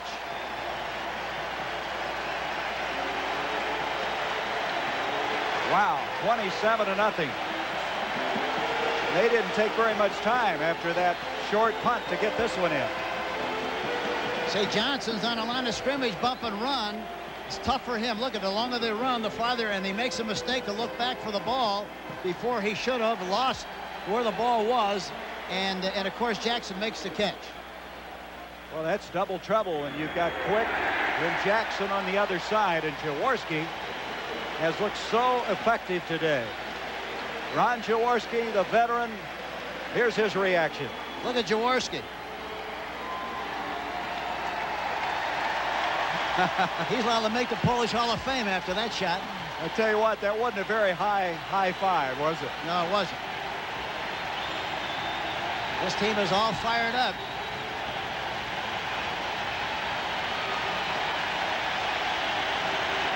Well, Hank, it just shows you when you believe in yourself, you keep doing the things that you think are right. And Buddy Ryan kept saying, I'm making these moves. I'm doing what I'm doing for the future of this ball club. He was criticized for cutting some of the veterans. Obviously, they were pounded very severely by Denver last week after losing in overtime to Chicago. And the guy says, I'll kick him, I'll kiss him, I'll do whatever it takes to get this football team going, and right now he's got him going. Well, specifically, you know, he's traded or got rid of 18 players who were either on the active or injured reserve list from last year. And 8 of them were starters, Hank. Yeah, and you don't think they did a lot of squeaking, but again, it takes a lot of courage to do what he believes is right, and that's what he's doing. Just like Johnny Robinson on the other side of the field does exactly what he thinks he ought to do with his talent. And that's why you like these people, because they have minds of their own, and they don't just do things because other people do them. They do it because they themselves believe in it. That was Gooman who brought the ball out to the 38-yard line. Well, John Robinson's going to have to retool at halftime, find out if he has Bartkowski available to him. Trailing 27-0. What a game this guy's having. Jackson, how about his counterpart? Well, on the other side, Quick. Well, Quick said yesterday, he said the great thing about Jackson catching some balls is going to take a lot of pressure on me. I'm not always going to be double teamed, and he's right. Steve Dills steps up, throws to Tony Hunter, and the Eagles seem to be everywhere. In this case, it's Waters who was out there and hurt previously, coming right back into the game with a bruised thigh, and we've come to the end of this first half. That's the end of the first half with the score. Philadelphia 27, the Los Angeles Rams nothing. CBS Sports coverage of the National Football League is sponsored by Chrysler Plymouth. We're working together to be the best. STP, makers of STP oil treatment. We've got what it takes to perform. And by Hewlett Packard, the people who turn your business computing problem into a business computing solution. 27-0, Philadelphia leading Los Angeles. A real shocker at the halfway point. Hank Stram, coming into this game, it was the Eagles who were committing all the mistakes, but there's been 3 turnovers by the Rams, leading to 10 points.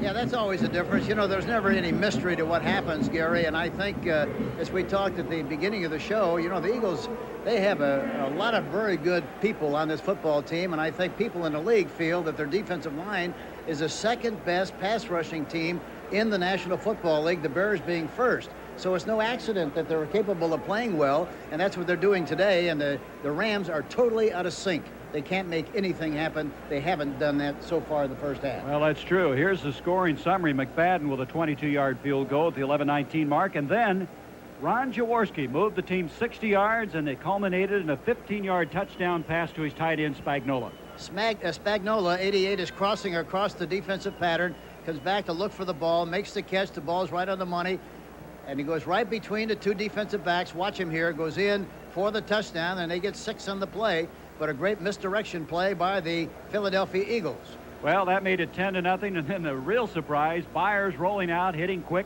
55-yard touchdown pass. Then McFadden came back with a 41-yard field goal, and then at the end of the first half with 17 seconds, it was Jackson on the end of a 27-yard touchdown.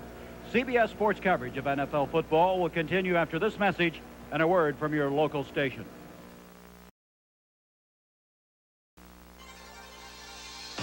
CBS Sports coverage of the National Football League is sponsored by Subaru. Inexpensive and built to stay that way. IBM. And by RCA, technology that excites the senses. Veterans Stadium, Philadelphia. Lansford will be kicking off for the Rams, who trail 27-0. And Hank, as we look at this play by Keith Byers, I'm sure the Rams were not aware that Byers was left-handed, and this ends up on a 55-yard strike to Mike Quick. Yeah, it's very obvious they had no idea that he could throw the ball left-handed because he was way behind the defensive back. Newsome is in hot pursuit, and there was a touchdown. Lansford kicking off. And out they come. This is going to be Charles Crawford, the rookie out of Oklahoma State, bringing it out to the 22-yard line. 3 turnovers, leading to 10 points in this first half. We've been told that Steve Bartkowski suffered a severely sprained knee. We're not sure whether that rules him out for the rest of the game or not. Ron Jaworski in the first half was just simply brilliant. He mixed it up so effectively.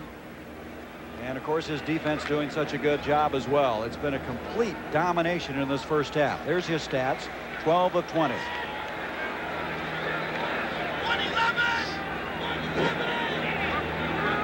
In motion comes Kenny Jackson. Here's Byers, and Byers pounds off the right-hand side.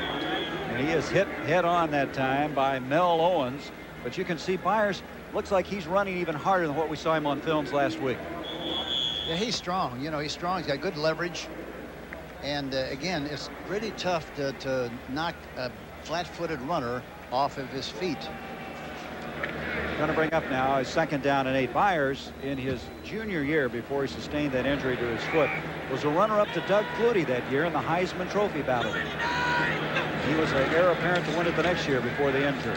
Here is Byers on the receiving end of that pass, knocked out of bounds. Busick coming over to make the stop. Byers can catch a ball. He has huge hands, Hank. Shaking hands with him, you just engulfed by how big he is. It brings up 3rd and 2. They look like a couple of shovels. You know, the other thing, I think, you know, very importantly for the Rams, they have to keep Son Wood playing their kind of game. 27 points behind. It'll be very difficult for them to get back in the game the way they've been playing. But for them to get back in the game, they've got to make something happen with their defense. They've got to reduce the size of the field for their offense, get in good field position, and they've got to do something with their specialty teams, or else they'll never get back in this game. I think they're going to be sawing a lot of wood if they don't get something going fast. 27-0 Philadelphia. 3rd down, 2 yards to go. Jaworski wide open. That's Dave Little, the tight end, and he's a battering ball carrier across the 40 out to the 42. Jerry Gray had the collision. Here's the guy that lost his starting job to Spagnola. Watch Jerry Gray make the contact here. Now this is misdirection. The backs go one way. Look at Little is wide open, and watch how low he gets. Look at this. By trying to tackle a rolling manhole cover. Look at the shot he gives. Gray, number 25, goes up the field, gets the ball away from pressure, and picks up another 7 or 8 yards on the effort. Little, along with Spagnola, been sharing that tight end spot, but Spagnola had such a brilliant performance a week ago that they put him in the starting spot. Little trying to get it back with that 12-yard completion. Here's a delayed handoff to Byers, and Byers has got some running room, and he uses it across the 45 to the 47. Hank, it's so obvious to me the Eagles have just been getting such a lift from this game. They're playing with confidence right now. Well, they really are. And that time they ran a counter play with Reeves, the left guard 66, pulling on the play, and Tom Gillespie, both of whom got a good block out in front. That 39 yards you see on the screen is the high for the year for the Eagles. Up to this point, it was 34 yards by Haddix, to show you how dismal the running game has been prior to today. Well, it makes a difference when you're trying to play catch-up football or when you're ahead. When you're ahead, of course, you can do everything you want to do. When you're behind, you just got to pump the ball up and throw those hand grenades, and you get yourself in trouble. Second down, 3. Jaworski, and no connection intended for Haddix. Wilcher defending on the play. Charles DeJournay coming up the middle, putting some pressure on him. DeJournay, we were talking to the defensive coaches. They think he's playing so much better because they didn't have him play so much in the preseason, the 34-year-old veteran. And so his legs are strong, and he's played very effectively. He'll come out of the game now on this 3rd down and 3 yards to go. 6 defensive backs, and Gary Jeter comes into the game. Byers comes out of the action as we have Jackson along with Spagnuolo split this side, quick to the far side. And Kevin Green, number 91, who's a designated rusher, very effective. He's also in the game. He's the top of your screen, but Mitchell picks him up. Jackson, beautifully thrown ball. That is going to be a first down to the 25 of Los Angeles. Cromwell and Irvin trying to defend on this one. Boy, you talk about threading the needle and getting the ball exactly where it had to be. Jaworski throws it perfectly, and again the key, good pass protection. Look at this. Irvin and Cromwell, he throws it right between both of them. Look at this. Look at the concentration, and Jackson still makes the catch. Fantastic play, and a great throw by Jaworski, and a great catch by Kenny Jackson, number 81. 24-yard completion to the 25-yard line. Boy, that is really difficult to decide who you're going to double up, Quick or Jackson. They're both equally tough. Look at the room on the right side now. Look at the room in front of Greg. There it is. Jaworski looking to Quick over the middle and almost intercepted. Newsome almost came up with a deflection. Quick that time, the quick slant in, some contact made. But Jaworski's grinning. He's enjoying this afternoon thus far. Well, he spotted it. See, it looked like he might have changed the play in a line of scrimmage to the right side. It was man for man. Delivers the ball right on the numbers. Surprised that it wasn't cut. Bounces up in the air. It was almost intercepted. So it's 2nd down, 10 from the 25. Jackson to the near side, and the top of the screen is Quick. So now they got a both double. Now they're backing off. Jaworski has some pressure and a bullet. And Spagnuolo on the receiving end of it. Very close to the first down. And you think that wasn't a rope? Did he throw that one? Well, the great thing about it is, see, that time they were concerned about the outside receivers. They double outside. So now you got to throw the ball to the tight end or the back, and they hit Spagnuolo and pick up another nice gain. Look at this. Look at Jeter getting caught on the inside. It looks like Gillespie that time did a good job of blocking. Wilshire's on the outside being blocked by Reeves, 66. They throw the ball perfectly inside to Spagnuolo. Cromwell makes the tackle. And it's 3rd down and a yard to go. It's interesting to me, Hank, how every quarterback has a guy to look to. It seems like he loves to go to Spagnuolo, Ron Jaworski. Well, they're in business together. They got a health club. Here's Jaworski back. Wide open. Potter Carosa, he's in for the touchdown.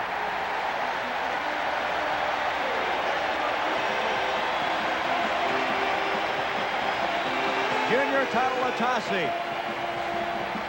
Everybody getting in on it now. A 16-yard touchdown pass. Tatalatasi, number 37, swings out of the backfield right down the middle.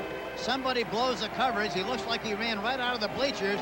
They try to recover, but too late. He goes into the end zone for the touchdown. Here we see it again. Good pass protection.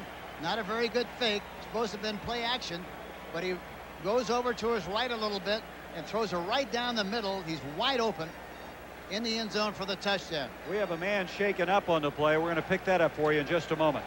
Watch Tatalatasi come out of the backfield here, number 37. There you see him. He breaks inside of Irvin. He tries to grab him, but he runs right by Irvin into the open area, makes a leaping catch, touchdown. Philadelphia Eagles. And the Eagles have just picked up where they left off in the first half. The guy that's hurt is Busick, Steve Busick. And they are very thin at that linebacking spot because they don't want to play Eckern if they can get away with it. And Busick, who started in his stead today, is now being looked at the 25-yard line. So what a thrill for Tadal Latasi, the 10th round draft pick, who comes up with a touchdown strike.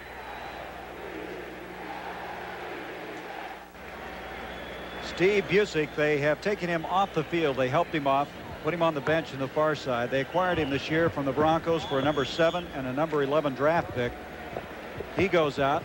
The Eagles now to attempt the point after that touchdown pass from Jaworski to Tadal Latasi. 33-0 in favor of Philadelphia. And McFadden makes it 34-0. You know, Gary, it's one thing to get beat like they're getting beat, but the worst thing about it already, in conjunction with that same thought, is the fact that they're losing so many key people. Bartkowski earlier. Well, Eric Dickerson, they wanted to slow him down, and they've done more than that. But there's some bigger days.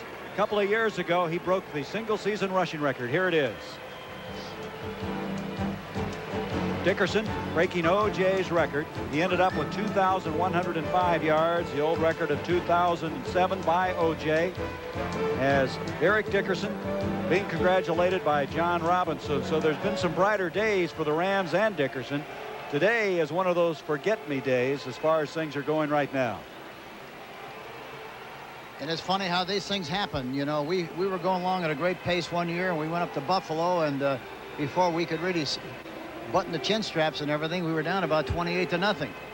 And it's hard to explain, but it happens to you.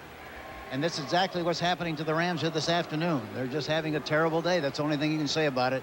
Everything is out of sync. They're not doing what they normally do very well. And the worst thing about it is they are not a team that plays catch-up football very well. Look at that, Hank. Today they've surpassed their 3 previous efforts. Total point-wise, I would say the Eagles are going to be somebody to contend with from here on. This has really got to give them a lift. Here comes Ron Brown, and we have another penalty flag. Out across the 30 to the 35-yard line. Well, that last scoring drive culminating in the pass, 9 plays, 78 yards, taking 3 minutes, 32 seconds. Tadal Latasi, his first score as a player in the NFL. Jaworski is 17 of 27, 213 yards and 3 touchdowns.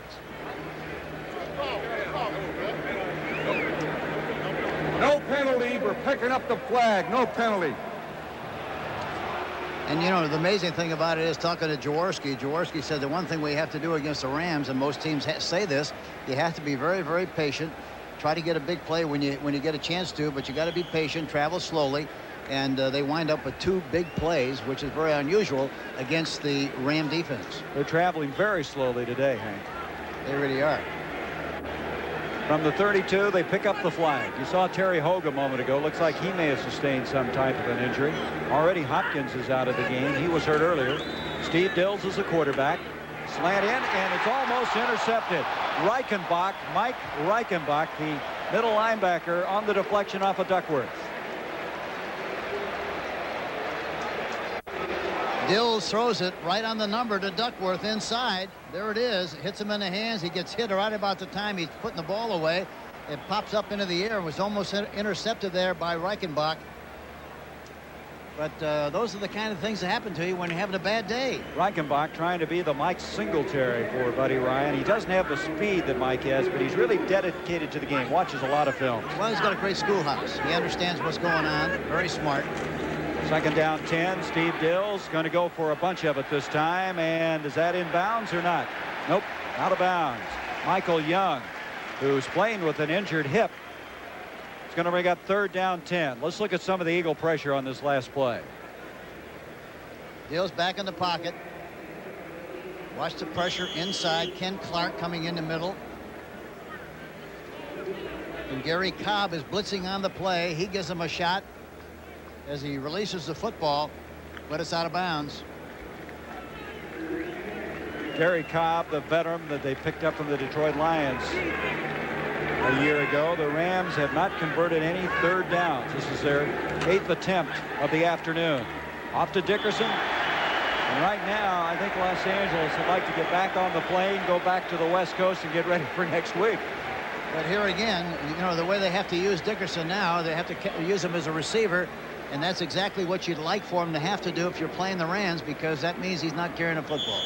And of course, with a game like it is, you're not going to get back in the game giving him the football on run situations. Hatcher to punt. Hits it very high. Fair catch is called for and made, and that is Waters, Mike Waters this time receiving the punt. At the 25, that's where the Eagles will have it. A 43-yard punt. It's been all Philadelphia.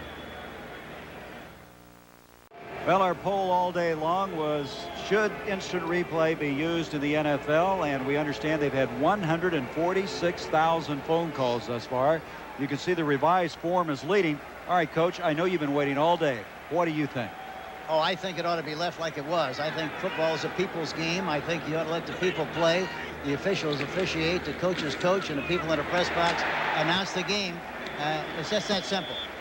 Well, on the other hand, Hank, I'd like to see the revised form. I'd like to see them use some of the USFL stuff, the red flag, where they can question a call, and if they don't get the verdict in their favor, then they are charged with a timeout. Now, let's look at the results one more time.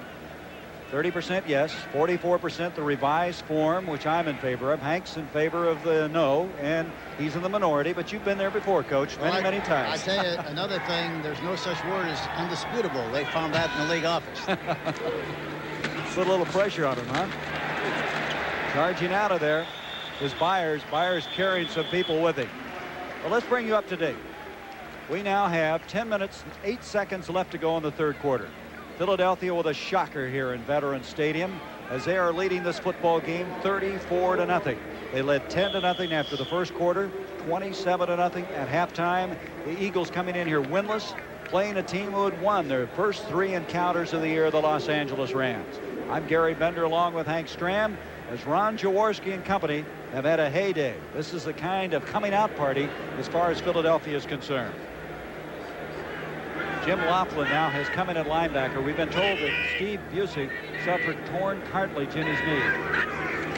Not only losing the game, they're losing some players. Here's Byers getting to the outside. Look out. He gets those shoulders turned up the field, and he has a first down inside the 50 to the 49. And that is a dangerous situation to let number 42 turn up the field at 233 pounds. Ron Baker, Ken Reeves out in front doing a good job of blocking.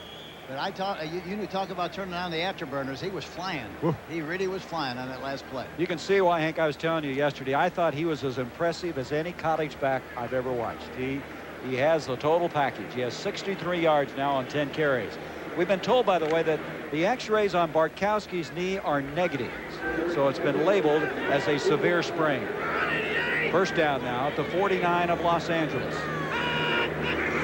Ray Garrity is now in the ball game. Give to Byers. This time nothing doing. That's DeJournay, the veteran of 34 years, back to make the stop, as Byers just never to get started that time. Hank, you know, when you're 0-3 and you've got a team who's 3-0 coming in, I guess no matter how much talking you do as a coach, it's hard to convince another club that, hey, you're not playing somebody that hasn't won a game. Well, I think that's true. It is with a non-veteran team, but with a team like the Rams, you know, they have to believe it because it happened to them several times last year. They were going along at a good pace, lost to Atlanta, and then they lost to New Orleans, I think, last year, and they were shocked. But it's a very difficult thing to do, especially as you mentioned, when you're 3-0, why you don't think you can make any mistakes and nothing but good things happen to you, and all of a sudden, a game like this, when you scratch your head trying to figure out what happened. There's Jaworski, and he's hurt. Oh, he took a shot that time from Jim Laughlin. Laughlin playing in place of the injured Busick. It looked like Ron really got doubled up in a peculiar way as he tried to go down. Watch this one again. Yeah, watch him. Well, he slid. Well, nothing wrong with that. He slid, and his leg might have folded underneath. Maybe that might have been the problem, but it wasn't a very unusual hit as far as the contact is concerned. I just thought he was kind of bent in a peculiar way. It's going to bring up 3rd down 11, and Ron's up, I think. Yep, he's up walking. He's just dazed. Yeah, I think the problem was, Gary, that he didn't slide and stay down low to the ground. He was up, sitting up when he got hit, and that was the problem. When you slide, you better be sliding flat. Otho Davis, the trainer, walking him off the field, and he gets a very appreciative round of applause as Cunningham will come in. They won't brought him in anyway. It's 3rd down and long, 3rd and 11. Boy, you have to give Chicago a lot of credit for winning like they're winning. With all the controversy and all the injuries and all the things that are taking place there, they're still winning strong. Coming back from a Monday night, a short week, playing that well. 3rd and 11. Cunningham, look at him. Little tap dance back there, but he goes down. Shows the quick feet he has. Sean Miller came storming in. The left side defensive tackle on this occasion. Watch Cunningham. He's back there in a shotgun. Watch Jeter going to the outside. Gillespie trying to block him. Pushes him to the outside. Cunningham is looking for a place to escape. Jumps up into the air, but still gets hit on the way down. Talked to Cunningham yesterday. I said, you know, how do you feel about going in on 3rd down situations to make, you know, on a 1-play deal and have to come up with a 1st down?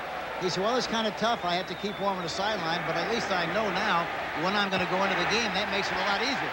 Here's Sutton returning his punt by Telchik. They gave up on him too quickly, and he gets it out to the 25. But Telchik, whose job was on the line after a miserable punting performance a week ago, has been extremely effective today, averaging 48 yards prior to that one. That one was 50.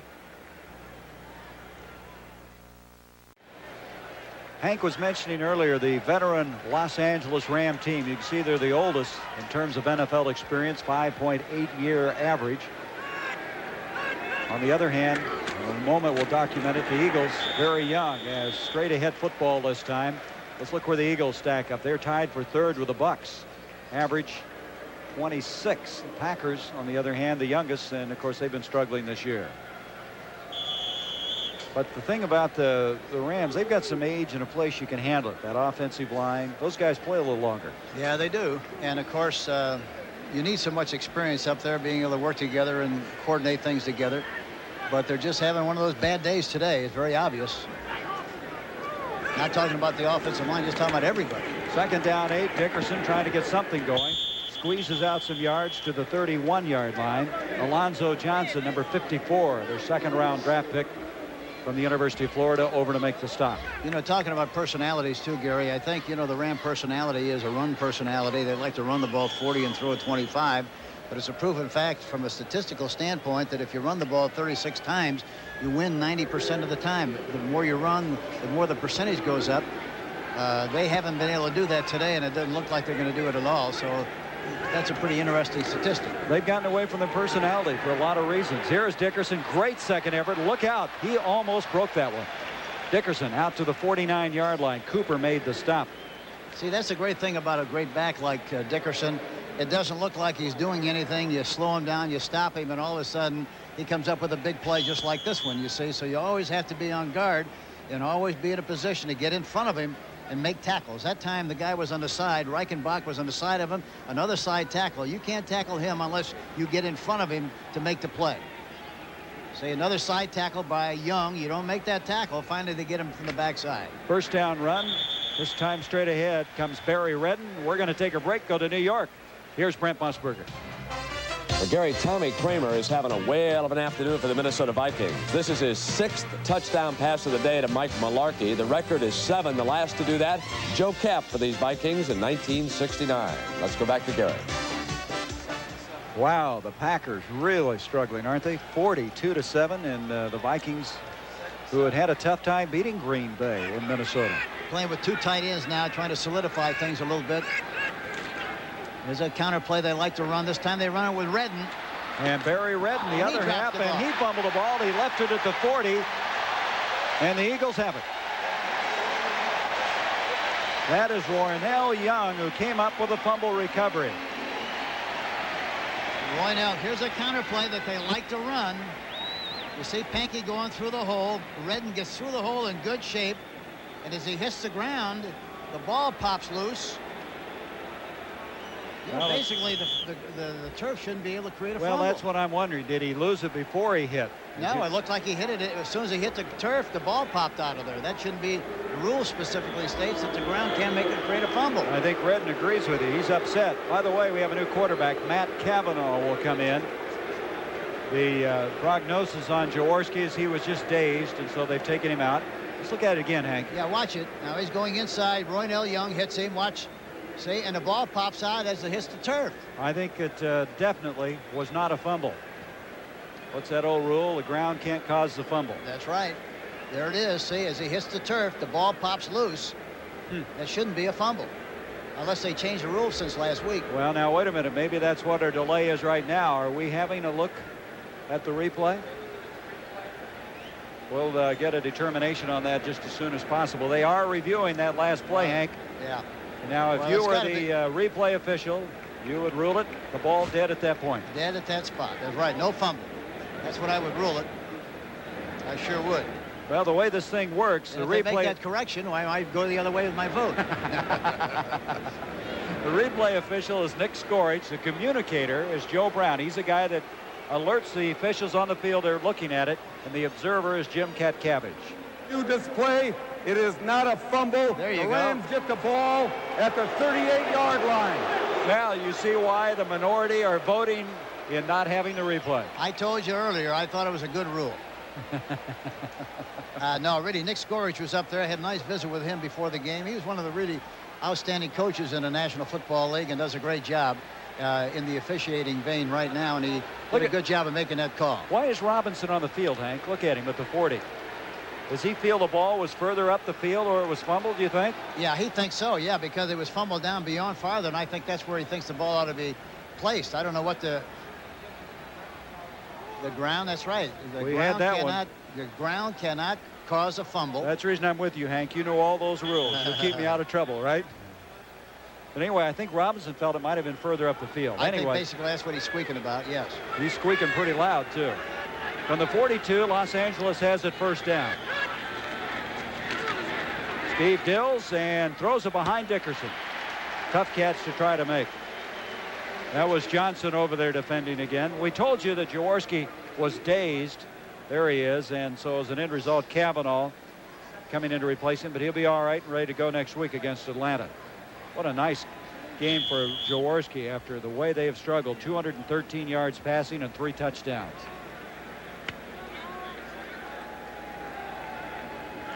Second down now. 10 yards to go from the 42. The Rams trying to avert the shutout, trailing 34-0 with 4:48 left in the third quarter. They're using 2 tight ends to try to solidify things and get ahead on everybody, and they're doing a good job of moving the football much better, and they've gone back to their personality as what they can do best, but they're way behind and way late in the game, it looks like, to get back in this one. Dickerson going out of bounds inside the 35-yard line. 48 yards for Eric, leading the NFL. Coming into this particular game, Walter Payton was second. It's 3rd down and 5 now for the Rams.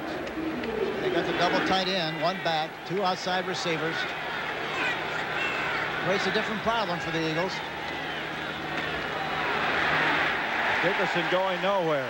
He draws the crowd, doesn't he? All kinds of help coming that time. We've been told that an update on Jaworski. He has suffered a slight concussion. There's Otho Davis again talking to him, the trainer. Very doubtful that he'll return, and why should he when you're leading 34-0? That's right. No way in the world he's going to get back into the game. There he is, Jaws. This guy had a very good year last year, coming back with severe injuries the year before. In '84, he broke his leg and tore some ankle ligaments. Came back to be the NFL Comeback Player of the Year. And, of course, everybody remembers the year he led Dick Vermeil's team to the Super Bowl. Well, he's a great competitor, loves to play, he's got a lot of talent, throws the ball as one as anybody, when he's got time enough to throw the ball. Well, the Rams are going to go for it on 4th down and 5. Bills from the shotgun. And there's nobody there. There's a penalty flag, however. Terry Hogue and Young were over defending on the play, and that may go against the Eagles.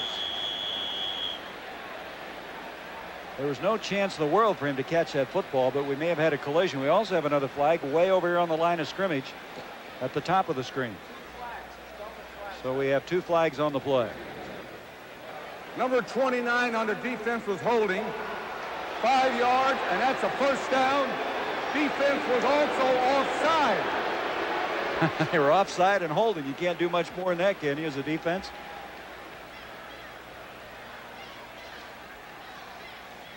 Watch fouls, number 29. Inside the number.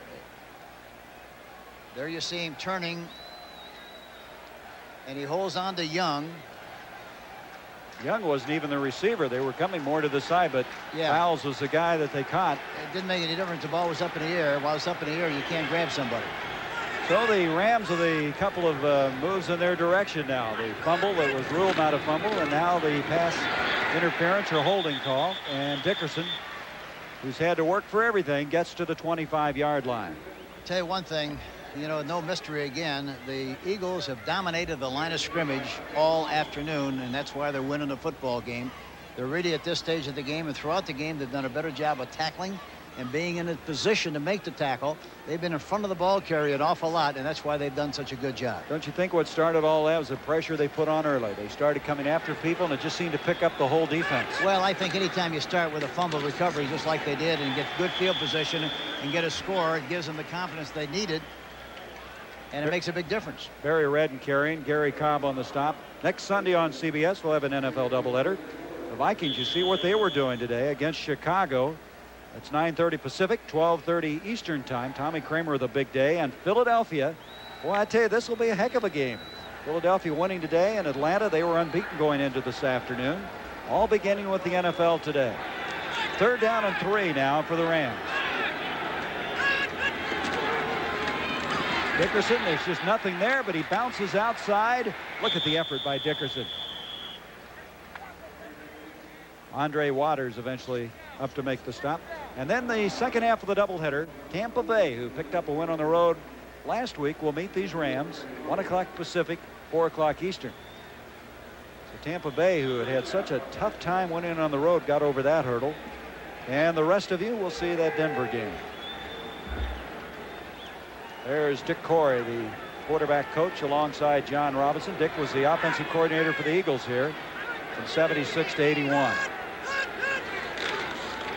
And a first down pitch to Dickerson. He's got a block, and he's going to go down at the 15-yard line. You know, late and probably meaningless, Gary, at this stage of the game, but they still haven't run any kind of a reverse or misdirection play. And the way they're chasing, it would seem to be a very effective play. Not that it would make any real difference with the score the way it is, but it would at least slow down the pursuit. Looking at those guys' faces, you can determine there's not anything they're calling has really worked all that well today. Greg Brown now is shaken up for Philadelphia. Jeff Fisher out on the field, a former Chicago Bear defensive back, now on Buddy Ryan's staff. There he is with hands on hip. We're going to have a break while they look at Greg Brown. 34-0 Philadelphia.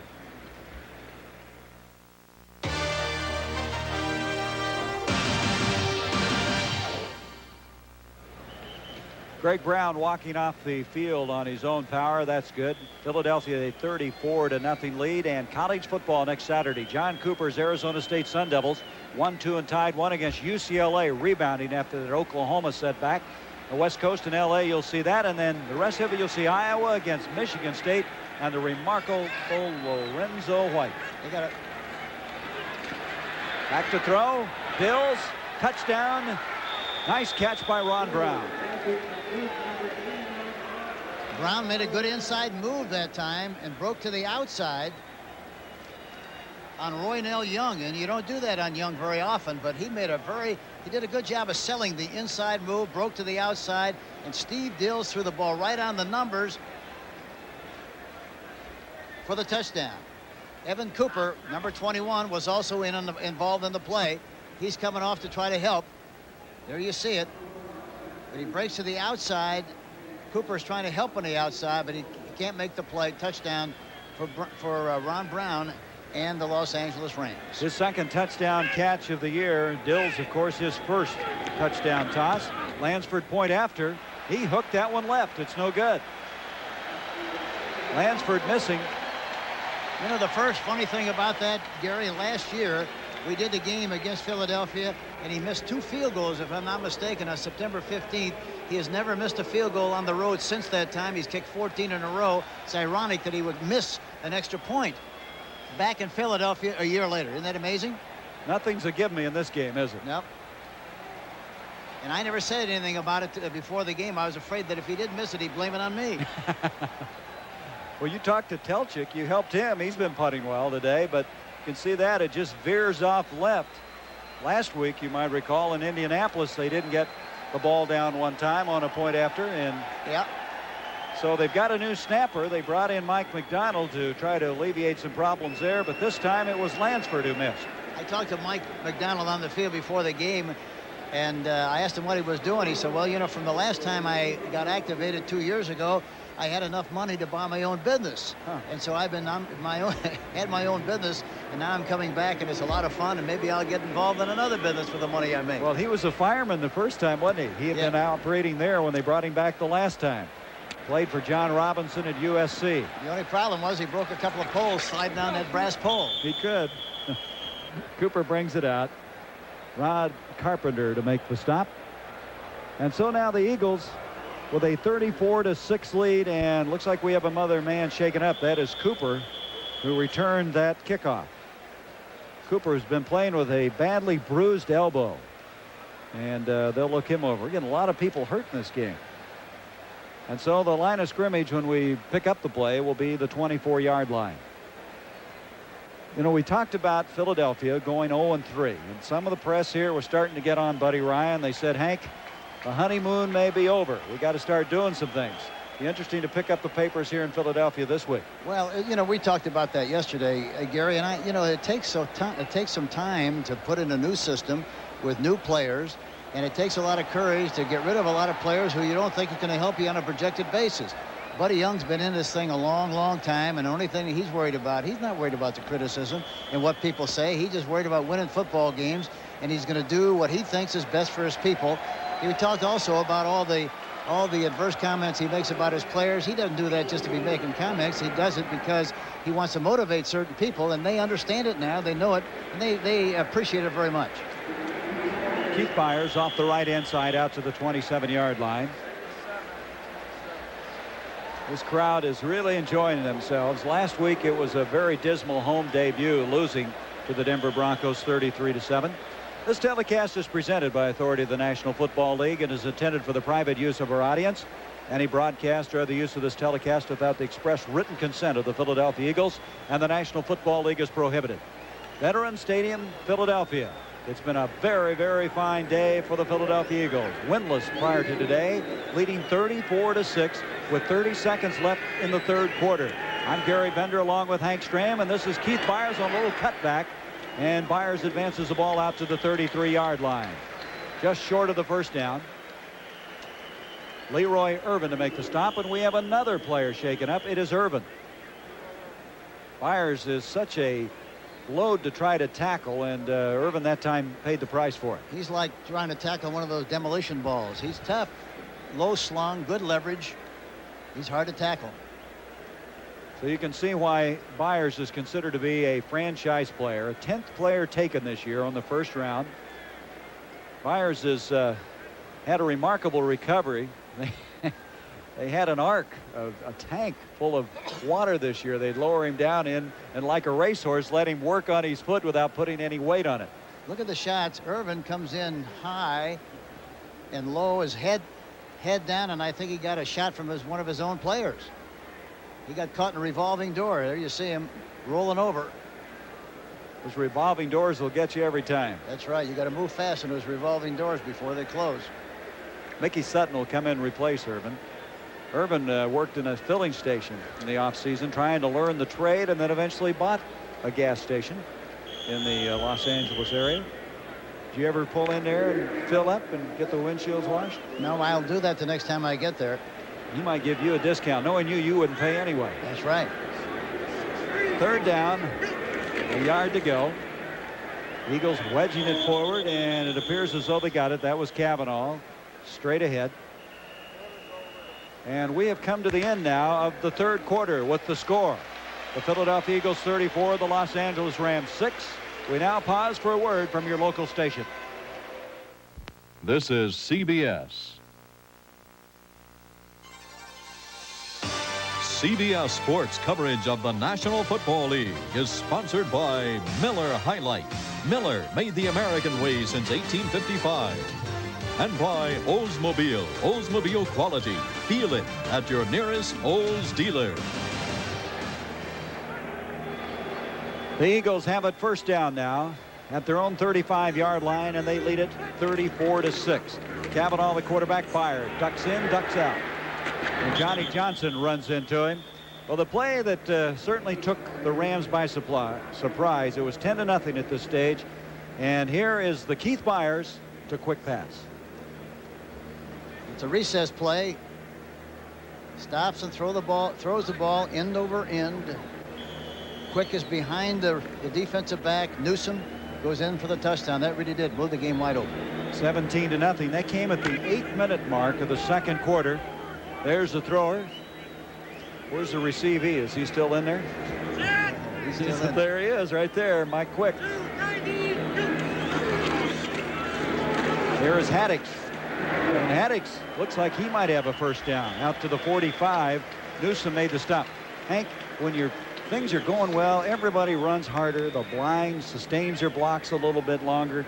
The body language out there right now for the Eagles is impressive. Yeah, it really is. And of course, the big difference in body language is Byars. You know, watching him practice for 2 days, you know, he didn't put it in high gear very often. You wondered about his injury and recovery and all those kind of things, and he looks like a totally different back today. Yeah, we were wondering if he was favoring that foot. In fact, somebody on the staff indicated that he thought he was too. But he isn't favoring it today. There's the first down. Cavanaugh again sneaking for it.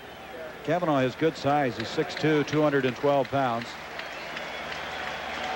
We have 14 minutes left to go in this game. It's been a long afternoon for the Rams, but the Eagles have righted themselves here this afternoon after losing their first three, on their way to a victory here over the Rams.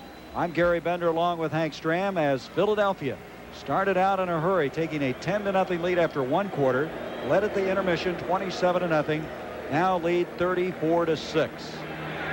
Here's the third quarterback the Eagles have used. They started with Jaworski, had a slight concussion. They've used Cunningham on third and long, and now Matt Cavanaugh. And here is Byars. Look at this spinning move. That playing with some confidence. Out to the 50-yard line. Boy, they're going to love him for many, many years as Byars spinning to the midfield stripe before he's eventually down there. Thing you like about Byars also, Hank, he's such a good citizen. Isn't he fun to visit with and very articulate? He said he got a little rough with his family while he was in this rehabilitation process, and he apologized to him publicly. He said, "I'm sorry that I was not exactly on my best behavior." You know, it's tough to come back from injury. I'd have been rough on the guys that dipped me in that tank too when I couldn't swim. I asked him yesterday if what he's going to do for the summer.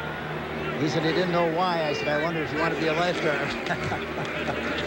Don't let me get him in trouble and have him come here. This time he doesn't have a chance. Stormed under. That's Jeter, 77 over there. Everyone was there. Mel Owens, also Jim Laughlin. Be third down and 8 now for the Eagles. You know, I asked Buddy Ryan yesterday about the squad and the overall attitude of the squad, and you know, I was amazed. And he kept smoking that pipe and kept talking about how good he felt about this team. They were young, and he knew they were going to win, and they're certainly playing like they've learned a lot and understand the system a lot better than they did when they first started, which is understandable. If he had any doubters in his system, they probably have been taken out today. Here's Cunningham on his third and long, 3rd and 8. And he's got Jackson. Oh, that was close. Nolan Cromwell at the last instant knocked it away. It looked like that was going to be a score that time. But Cromwell really made a great play from center field. He is such a stabilizing factor back there. Well, he's got great anticipation. So he saw the ball, he saw the quarterback, watched his eyes, and got a jump on the ball and knocked it down just in time. And now coming in will be Telchik to punt. You know, when you're talking to Telchik, I was kidding you yesterday, Hank. I said, you were making him think about so many things punting, he'd probably shank every one of them, but he may hire you as a punting coach. Now, we were just going over some things here. We remembered our great kicker, Gerald Wilson. We talked about Gerald a lot, and we tried to incorporate some of the thoughts that we had with Gerald, and that's one thing you never want to do is talk to him too much and confuse him. That's what I was afraid of, Coach. John Robinson's had a long afternoon, as has his team. And Hank, with 11:44 How do you attack the rest of your game when you're trailing like that? Well, you have to be realistic and understand, you got to still continue to do the very best that you possibly can do. But now you got to be, Steve, even though this game is going on, you got to be thinking a little bit what you're going to do with this squad next week. And that's vitally important. And sometimes this has happened to some of our teams. And one time, I just got them all together and got the film and threw them in a garbage can instead of fire it to them and said, we forget about it, let's go next week. That might be exactly what John will do. The only thing about it was I almost felt like jumping in that garbage can with the film. I'm glad you spared yourself, Hank. 34-6. Philadelphia, as we have 11:40 left to go in this game, second down 10. Well, I'll guarantee you one thing. They'll have the attention of this football team next week. John will not have to rant and rave very much. If he throws those films away, that's all that need be said or done. David Hill in there at tight end, number 81. But it happens to the good ones, and they'll try to rebound against Tampa Bay next week. Here's Dickerson. Eric has just been a hunted man, and he's going to get to the 30, and that's all. Greg Brown making the stop. Well, it all began way back at the 11-19 mark when McFadden hit a field goal after an interception, and then Jaws to Spagnola and made it 10-0 after the first quarter. Then the outstanding Keith Byers to Mike Quick, 55-yarder, made it 17-0. McFadden came back to hit yet another field goal. And then Jackson on the receiving end of a 27-yard pass made it 27-0, 34-0. And then finally, the Rams on the board on a touchdown pass from Dills to Ron Brown. They missed the point after. Here's Dills with those happy feet, as Hank likes to talk about, dancing around back there. Good pressure. Now here comes a penalty flag coming in late in the game. Reggie White and Darby, Byron Darby, number 94, Reggie White, 92. Reggie White, you can't say enough about him, Hank. He's one of the premier players. Holding number 50. Well, the great thing about it, he's a great talent, too. He's a terrific mimic, does a great job with Muhammad Ali. Well, he's got Elvis also. I understand he does him very well. Yeah, he does. He's got a lot of ability, and he's on the soapbox a lot. Goes around the country talking.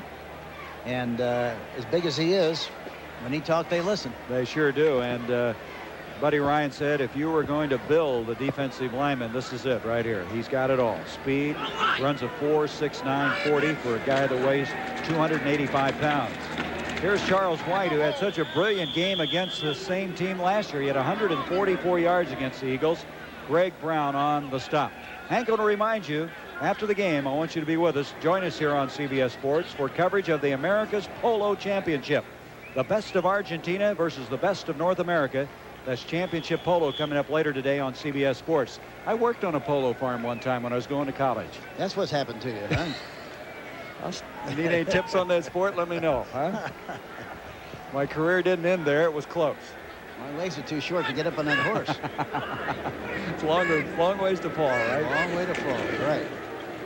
Here's Dills giving a White again, and he runs. Check that. That's Rod Carpenter, who had no place to go. All kinds of reaction that time to the Eagles. They have been tough. They were so miserable against the run coming into this game, and today the Rams have had nothing easy. It's 3rd down and 8. Well, they'll throw all those statistics out the window. Couldn't stop the run and couldn't establish the run. The Eagles will put that in the wastebasket and burn it. Yeah, I think the greatest thing in the world is a team must have the capacity to be able to forget. And evidently, Buddy Ryan did a great job of selling this team on the fact they had to forget, which they have done and played very, very well. They forget about those 3 games. That's what you got to forget. It's ancient history. Nothing you can do about it. The only thing you can do anything about is what you're doing this week. And that's what he's done a great job of selling this team on. And they'll be much, much better for it as they go along. That's Terry Hogue, who almost came up with the interception. It's ancient history when you're winning like you are today. Well, they like Terry Hogue. They picked him up from the Saints on waivers. He was a 3rd-round draft pick for New Orleans. And Buddy Ryan asked him about Hogue. He says, I love him. Yeah, he should. He's big and he's strong. He's got good 4.6 speed. He's a terrific prospect, plus the fact that he's just a young player. Here's the catch by Waters. He did not call for the fair catch, and Waters will bring it out to the 23-yard line. So we now have 9:14 left to go in this game. Philadelphia in command. Mike Quick has had a very effective game, and Hank, we were talking to him. He said, when you find yourself open or you think a play is going to work, do you come back into the huddle and tell your quarterback about it? Yes, he said he did, but I asked him, do you do it in the huddle or do you do it, on the side? I always wanted our players, when they wanted to say something to Lenny Dawson, make sure you get him on the side and tell him individually. Say, for example, Otis Taylor would say to Lenny, listen, I think I can beat him on a slant or a post flag or whatever it might be, but tell him individually. Don't tell him in the huddle, because if you tell him in a huddle, then everybody else thinks they got a chance to make a call too. Plus the fact that if you tell him and it doesn't work, then you lose some credibility. So make sure that you tell him individually. Same with a lineman. Lineman is, hey, I can run a trap or whatever it might be. Tell him individually, and it works a lot better. It's a lot more effective, I thought. And those plays work quite often, I assume, when you give them suggestions like that. Oh, sure. They like to be a part of the presentation in the huddle to make sure they can make a contribution on things they can do. Cavanaugh to Jackson. Boy, he took a hit. Did he hang on? It was Johnny Johnson who went up in midair. They're going to rule it incomplete. Boy, it's a dangerous position to be in. From the backside, he took a real pop. Yeah, that's why it's very, very important when you throw a ball to a receiver on the outside, you throw it at the numbers. Don't make him leap for the ball, because as he's leaping for the ball and up in the air, that's when he gets the shot, and that's when he gets hurt. There was a great illustration of it right there. Third down, still 11, and now Cunningham, the long yardage guy, will come in. Third and long. Both Quick and Jackson are split to the near side. There he is, Randall Cunningham. He started this game last year against the Rams. The other thing about Cunningham, he's a fine punter. That's right, he's a backup punter. He's a good athlete. Chase is on. Sean Miller giving chase, and he throws this one a long ways intended for Johnson, and coming up is Nolan Cromwell with the interception. And by the way, he needed only 6 yards in interception yardage career-wise to be the all-time Ram. He won't get any yardage on that, but he does get the interception. But he plays center field as well as anybody in the business at this stage of his career. He watches the quarterback, reads it, and as soon as the ball, he follows the quarterback. Cunningham is going to his right where the ball is in the air. I said it earlier in the show, but I'll say it again. Normally, an outstanding defensive back will cover at least 20 yards when the ball is in the air. He did at that time. First interception of the year, his 31st in his career. So Cromwell, that play ended up being a 50-yarder all the way down to the 27-yard line. I was heartsick. I was at New Orleans when he was drafted, and we were just getting ready to draft him, and the Rams took him just ahead of us. What an outstanding athlete. A quarterback in college, a decathlete as well. Here is Dills, wide open. Tony Hunter, and Hunter will come down with a first-round grab at the 48-yard line. Next week, mark this down, it all starts with the NFL today at 9:30 Pacific, 12:30 Eastern. Those of you on the West Coast will see the Vikings and Bears in Pennsylvania. Eagles taking on the Falcons. And then in game 2, you'll see either the Buccaneers against the Rams or Dallas at Denver. You don't think they have perked up some interest here in Philadelphia after today? Dills now is 4 of 10 for 42 yards after that completion to Tony Hunter. The Rams, they definitely miss Henry Ellard. They miss him dramatically, not only as a receiver, but also as a return guy. And I understand they're talking about contract, and Ellard does not want to return kicks. And that's really been the problem, and that's why he hasn't signed. So if it continues to be that kind of a problem, you can kind of look for the possibility of his being traded and Hunter maybe going to the outside position and playing a flanker. Well, Hank, their special teams have not been all that special as they miss Ellard in that kickoff return category. Well, certainly, and I think from a contribution standpoint, why he makes such a great contribution in the specialty team area, that should be one of the strong considerations as the Rams look at it, and he should feel the same way, but evidently he doesn't. Charles White with a very impressive run that time, advanced it to the 33. White carried the ball 36 times against the Eagles last year. That was a record until Dickerson broke it this year. Here he comes, a Heisman Trophy winner, inside the 30 to the 27-yard line. Take the yard line marker with him. So White had a performance last year that was outstanding because Dickerson had just been a holdout and was late coming in, and so White started against the Eagles last year. Gooman and Hunter really made good blocks on the last play. They provided White with an opportunity to make some yardage. A lot of people thought Cincinnati might be a stumbling block for the Bears, but no case today. I was right? one of those people. I really thought they'd play him a lot better than they played him this afternoon. So from the 28, they had that short week to get ready as well, and that can rear its ugly head and get you. In motion comes Hunter. Dills to Duckworth. Duckworth makes a nice move to the 15, 10. He's going to score. Bobby Duckworth out of Arkansas. Got a big block from Tom Newberry, the rookie. And Dills has thrown his second touchdown pass of the day. Here's a quick pattern, faking a play action, throwing quickly on a quick screen to the outside. Doug Smith out in front. He makes the catch. The defensive back, Albert Fowles, falls down on the play.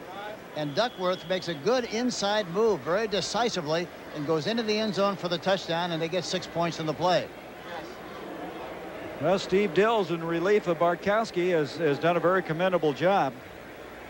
As you know, he has had a career where he played with the Minnesota Vikings, and in '83 started 12 games for him. Lansford, point after attempt, he's got this one. So after missing one a moment ago, he's got this one right through the middle. Watch the fake, a four fake to the outside, throwing quickly to Duckworth on the outside. Breaks to the outside instead of going inside. Fowles falls down on the play. Bernard Wilson overruns the play, and he goes all the way for the touchdown, and they get 6 points.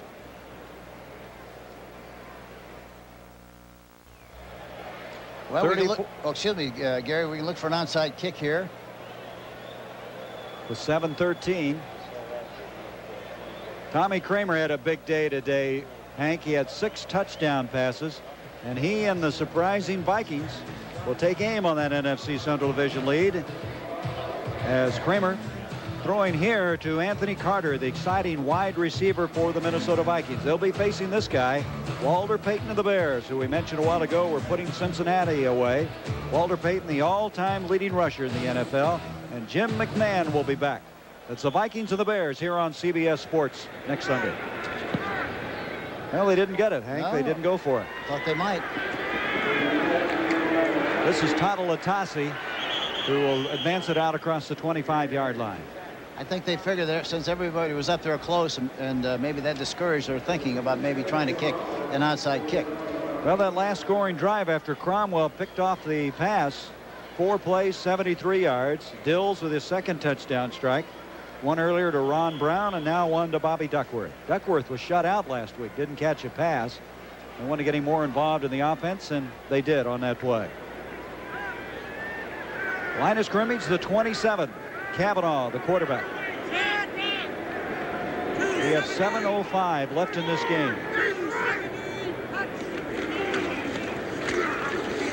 Latasi out of there. They really like him, this rookie. They say he has rubber bands for legs. Next Saturday, Arizona State against UCLA, 11:30 Pacific time. Last year, Arizona State went into the Rose Bowl and really had a long afternoon. They'd like to change that this time around. And then in some of the other areas, not the Pacific area, you'll see Iowa, Michigan State, and Heisman Trophy candidate Lorenzo White. Lorenzo White, as we mentioned, just had a brilliant performance yesterday, picking up 192 yards and 3 touchdowns. Hank, have you seen him play? I saw him on a couple of occasions, and really, he's a great-looking back. He looked very impressive. He's one of those guys who loves to get a lot of work. We're going to go for an update now to New York. Let's check in with Brent Musburger. Well, Gary, the New York Giants have taken their first lead on the New Orleans Saints. Phil Simms did it, hitting Zeke Moat, and the extra point is good. The Giants now 20 and the Saints 17. Back to Gary. Okay, the Giants, and they'll be meeting the Cardinals in St. Louis next week. 3rd down 5 now for the Eagles. 5:52 left in this game. Washington, Seattle, a battle between unbeatens. San Francisco, that's a shocker, isn't it? 31-9. No, it really isn't. I think they're having so much trouble with their defense, Gary. I think that that really isn't much of a surprise. Maybe it is because of Kemp playing quarterback, but a lot of people don't realize what a fine young quarterback he really is. Well, let's check on our instant replay poll. As you know, we had a 900 number, and you could register yes, you're in favor of the instant replay, or in the revised form, or no. And well, there's still 26% no, Hank. Stayed about the same revised form. So the trend seemingly has been set, huh? So what does that mean then? That the NFL Monday will come out with a revised form of the instant replay? Hard to tell. Hard to tell. I know what you're thinking. You're thinking, boy, would I like to have all those 50-cent pieces that they spent making that phone call. I can read you like a book, Stram. You. Well, I'm glad you can read something. You don't read books very well.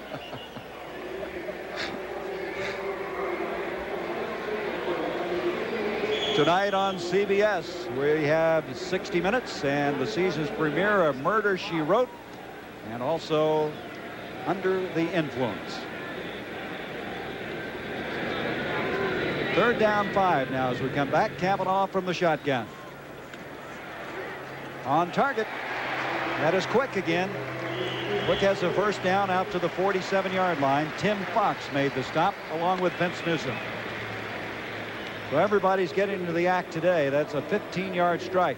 And a lot of people felt that Cavanaugh, Hank, was maybe the best backup quarterback in the NFL. He was behind Montana for so long in San Francisco. Well, talking to him yesterday, he brought up that point. He said, well, I asked to be traded. I wanted to be traded because I thought I could have an opportunity to be a #1 quarterback someplace. I couldn't be that behind Montana. And then he leaves. And, of course, poor Joe gets hurt. So you never know how things work out. Buddy Ryan said something. He said, we just got a guy to go to. You need that. If something happens, as in this case to Jaworski. Here's Tom Patasi, put on too many moves that time and goes down. Looks like he had peanut butter on his shoes that time, the way he slid. Cavanaugh's 1 for 2 for 16. Watch here again. Look, he tries to change directions. Watch him slide now. Watch him slide here. Look, and the reason he does that, he's on his heels instead of the balls of his feet. What a story, though. They found him when they went to look for Reuben Mays. And as you mentioned, you found the Nolan Smith that way. And I imagine there's a lot of stories. I know it happens in recruiting in college. You find a guy in high school and you're looking for someone else. Well, we did the same thing with Curly Culp. Curly Culp was drafted as an offensive guard. And we made the trade for him because we always thought he'd be a great defensive lineman. And we made the trade with Denver, and he wound up being an all-league, all-pro defensive lineman. Somebody knew what they were doing. That's Waters. Mike Waters carrying straight ahead. Waters was a starter earlier in the year in place of Haddix. And then one of the coaches said he looked good in the preseason, but then when they got to the regular season, things were just a little quicker. Everything was happening a little faster out there. Well, I think the other thing that happens, too, you try so desperately to make a team, and then once you know you made the team, you have a little letdown, and you don't perform as enthusiastically as you did before you made the team, and learning in a hurry that you better play the same way, or else you'll be doing something else for a living. And here comes the 3rd and long quarterback again, Cunningham. 3rd and 8. And here he goes, down. That's Sean Miller, number 98. Mike Wilcher, 54. The pressure coming. Last week, Los Angeles had 7 sacks against Indianapolis. A lot of those coming late in the game. And this time, Cunningham goes down. Line of scrimmage will be the 40, and it's 4th down. They were 2nd in the NFL in sacks coming into this game. Number 1 against the run, but some of those stats will diminish as we look at them next week because the Eagles today have put some offense together. There's Telchik, good average. I think his job has been secured for another week, don't you? Oh, the key thing as far as the punter is concerned, how he drops the ball. He's been dropping it very, very well on his foot, and that's why he's doing such a good job of kicking today. There's Sutton, and he returns the ball short of the 25-yard line. Well, Jim Everett watched Bartkowski go down with a severe knee sprain. He's had Dills now vacate him on the sideline and come into play. They had Cromwell as an emergency guy. They've got Dieter Brock on injured reserve.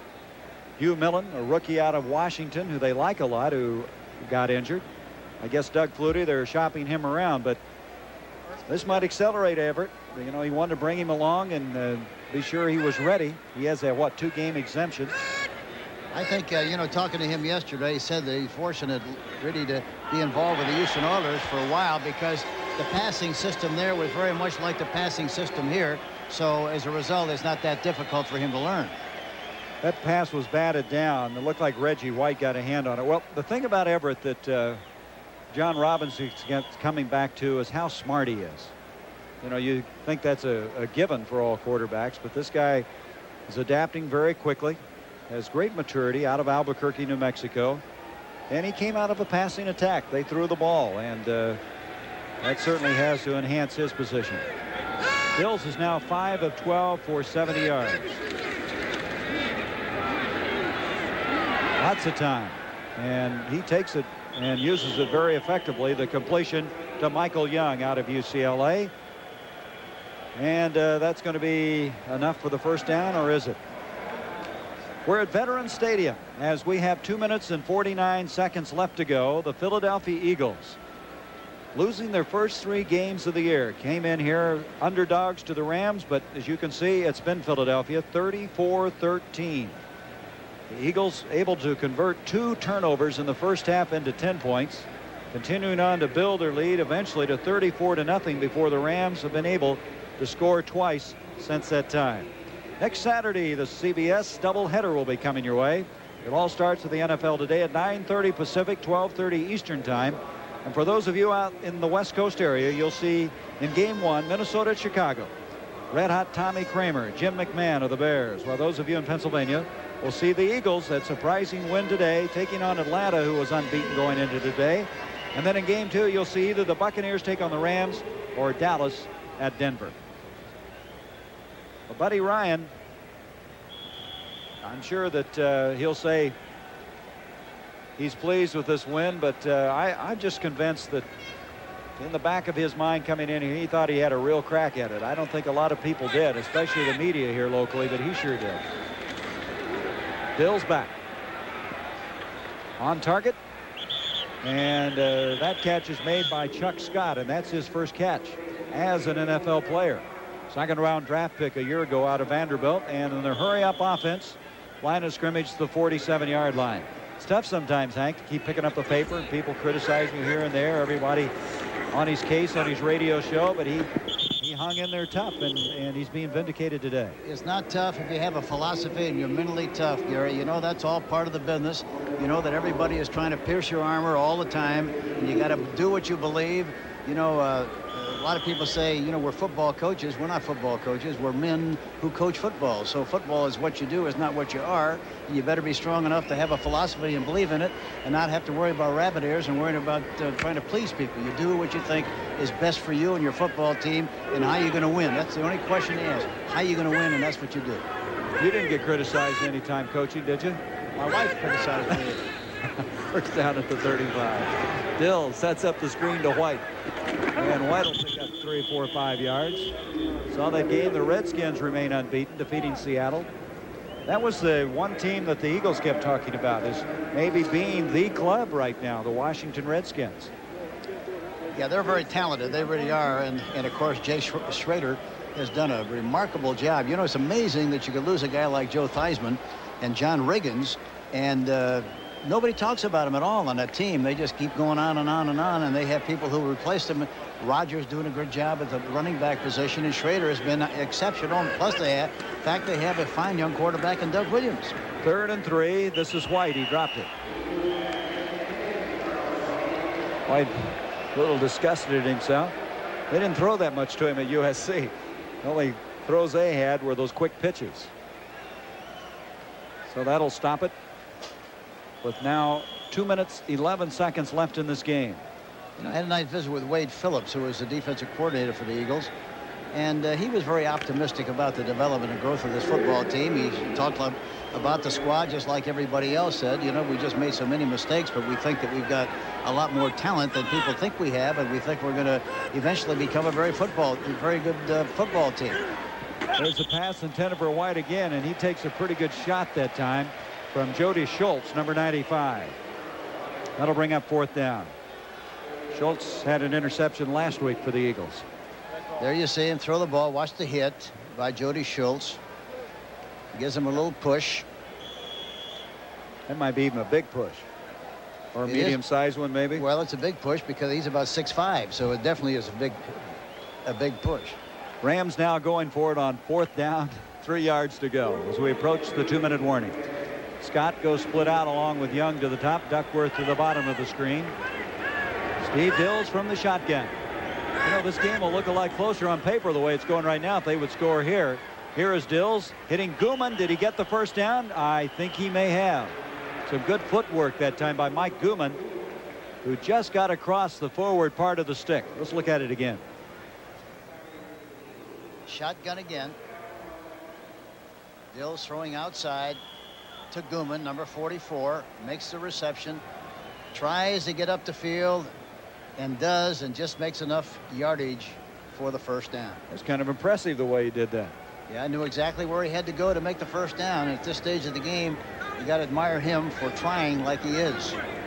He's a very versatile back, possibly their most versatile back. He can do a lot of things well for this Ram team. First down from the 25. Dills with lots of time, and he is able to complete the pass to Chuck Scott again. Scott with 2 catches. This one moving it to the 17. The 2-minute warning is here. 34-13 Philadelphia. Well, as you look at the NFC East, Hank, you're already giving the Redskins that 4-0 advantage, but with this win, Philadelphia climbs right back into the picture. And they're capable. You know, people, you know, a lot of people yesterday were talking about this thing, thought I was kind of foolish talking about what a good chance they had to win the game today and what a good team they have, but they have a lot of outstanding talent. You know, you look at their team, they got great outside receivers, they got a terrific tight end, they got an excellent quarterback, 2 big, strong running backs, an excellent defensive line, good secondary, so they're capable of beating anybody. And I think once they get a few wins under their belt, they could be very impressive. On the other hand, in the West now, with the Rams losing here, Atlanta playing later today really tightens things up. San Francisco was winning. Last year, the Rams jumped out and won their first 7 games. Not going to happen this time around. We come back now. It's 3rd down and 2 yards to go for Steve Dills and the Rams. 1:51 left in the game. Really, when you talk about teams and games and that kind of thing, the important thing is they're still in the race. That's the important thing. You got to be in the race. And right now, they're very much in the race. They're tied for first place right now. Depending on what Atlanta does, Atlanta now, of course, going into their game is ahead of the pack. But you never know what's going to happen with them. But again, the important thing is they're in the race. That was Gooman on the end of that receiving pass. 1st and goal now at the 5. You know, they were referring to the fact that when Joe Gibbs took over the Washington Redskins, he lost his first 5 games, made some adjustments, and you know what's happened since that time. They were comparing that to Buddy's 0-3 start. Well, I think if you really honestly look at the record of a lot of young coaches who come into the league as assistants and then become head coaches, that happens a lot of the time. It takes a little time to develop a program, and you'll find that most coaches the first year had losing records. That's Michael Young with the touchdown grab. Young, who was slowed a lot this week with a hip injury, has played very well today. Steve Dills gets back into the pocket, rifles it good and low on a slant pattern. And again, if you're going to throw that kind of a pattern, you want to make sure it's below the numbers or at the numbers, because if it isn't complete, it's going to fall right down to the ground. If you throw it high, it's usually intercepted. That's a good place to throw that ball, a slant pass into the end zone. Young, that's his first touchdown grab of his NFL career. He had 14 catches a year ago, but none of them going for touchdowns. And so they whittle away at it a little bit, but it's not enough, coming too late as it's 34-20. One thing that if it could anything be positive for the Rams in this kind of a game is the fact that they're getting a lot of good work done in their passing offense. They haven't thrown the ball that much in games so far, and at least they got a good workout in that department, and maybe will give them some confidence as far as the passing game is concerned. Well, let me tell you right now, Dills may have to start next week, and he has gained some confidence as he has thrown 3 touchdown passes. So Steve may have to go if Bartkowski not able to answer the bell after suffering a severely sprained knee. Next week on the NFL, again, a reminder of a doubleheader out on the West, 9:30 Pacific, 12:30 Eastern, Minnesota, Chicago. Chicago very impressive today against Cincinnati, and Minnesota likewise against Green Bay. Well, those in Pennsylvania will see the Eagles take on the Falcons, and they may take on an unbeaten team. We'll know later as that game's coming up later. The Falcons playing at 4 Eastern time. And then in game 2, you'll see either the Buccaneers take on the Rams or Dallas at Denver. The Buccaneers got new life, and Denver, of course, unbeaten after defeating the Philadelphia Eagles last week. Getting ready now for an onside kick attempt. They'll surely try it this time, Hank. Yeah, I would think so. 1:40 left in the game, 34-20. And here it comes. And a good catch is made by Mike Quick, and boy, they worked hard on that yesterday in the bubble. They were underneath the bubble due to the rain yesterday, and that's exactly how they practiced it. It's funny how old coaches remember old things. You know, we were standing on the sideline yesterday watching them practice the onside kick, and Buddy Ryan was in the middle of the field inside in that little dome they have, and he came running over to me and he said, you know, I just thought about something. Remember that game in 1969 where you were playing Denver They tried an onside kick, kicked it to Bobby Bell. He caught it on one hop, and while their team was going one way, he was going the other way. It looked like Keystone Cops, and he went all the way for the touchdown. But I was amazed that he would remember that way back from 1969. Isn't that funny? You coaches remember all those plays. You're Yeah, like a that's golfer. right. You remember Yeah. every shot you hit. I was amazed. Of course, he was at that time he was with the Jets, and so I asked him, "How in the world did you see the game?" He said, "No, I saw it in the films, and I never forgot it." Well, Buddy Ryan's first win as a head coach, 18 years an assistant to the NFL, ending his 3-game losing streak in an impressive fashion. Cavanaugh gives to Tatalatasi, and Tatalatasi is going backwards. You know, the funny thing about that kick, talking about Bobby Bell again, Gary, I used to tell our squad, listen, don't try to be a hero. The ball on the ground, just fall on it. Be satisfied to fall on the ball, and we'll get it in the end zone. Don't try to pick it up and kick it and lose possession of the ball. And so Bobby caught that one on the first bounce, went for a touchdown, came running right back to me on the sideline. He was all smiles. He says, "Coach, will that count? That I picked it up and ran for a touchdown?" You know, I said, "Well, it was good for distance, but you know, it was." But it's funny how things work out. Line of scrimmage of 44 as we come down now to the last minute of this game. It's been a surprise.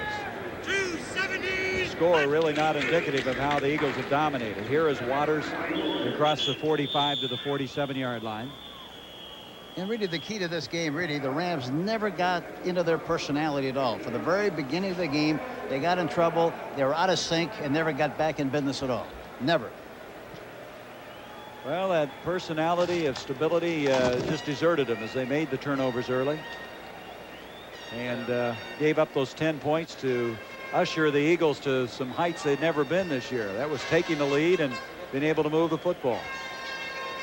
But he's 52 years old, and I imagine those people down on his farm in Lawrenceburg, Kentucky are very excited for him as he picks up his first win. He's got the 17 thoroughbreds down there and some cattle, and boy, he loves it. He and his wife. He'll be able to enjoy that game tonight, and then immediately has to start worrying about winning another one next week. And next week won't be easy. It's going to be 3rd and 8 now for the Eagles.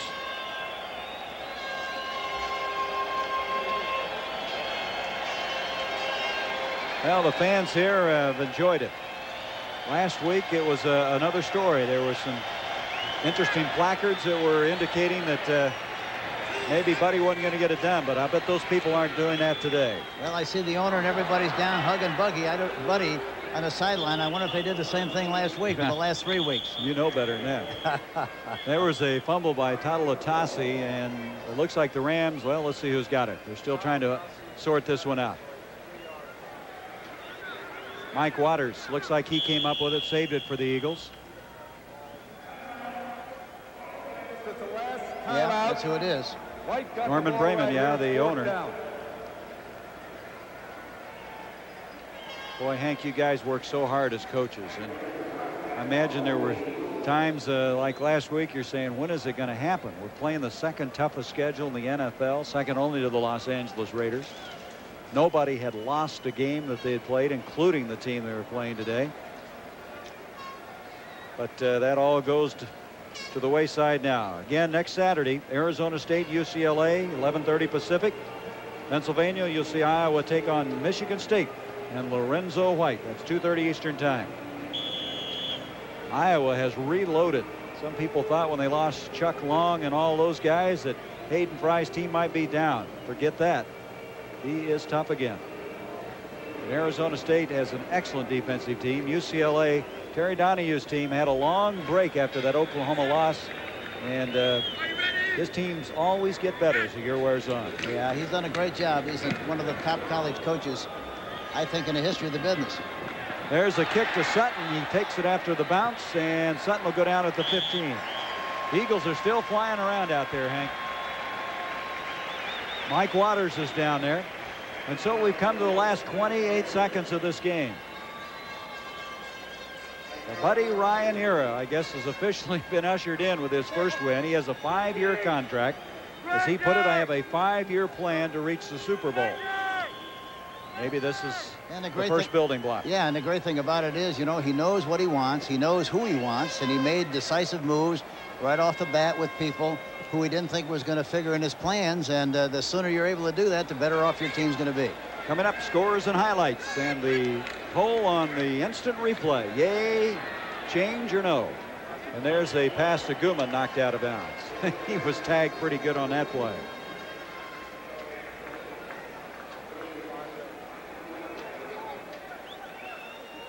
Bernard Wilson is the guy that was over there. The line of scrimmage will be the 20-yard line, second down.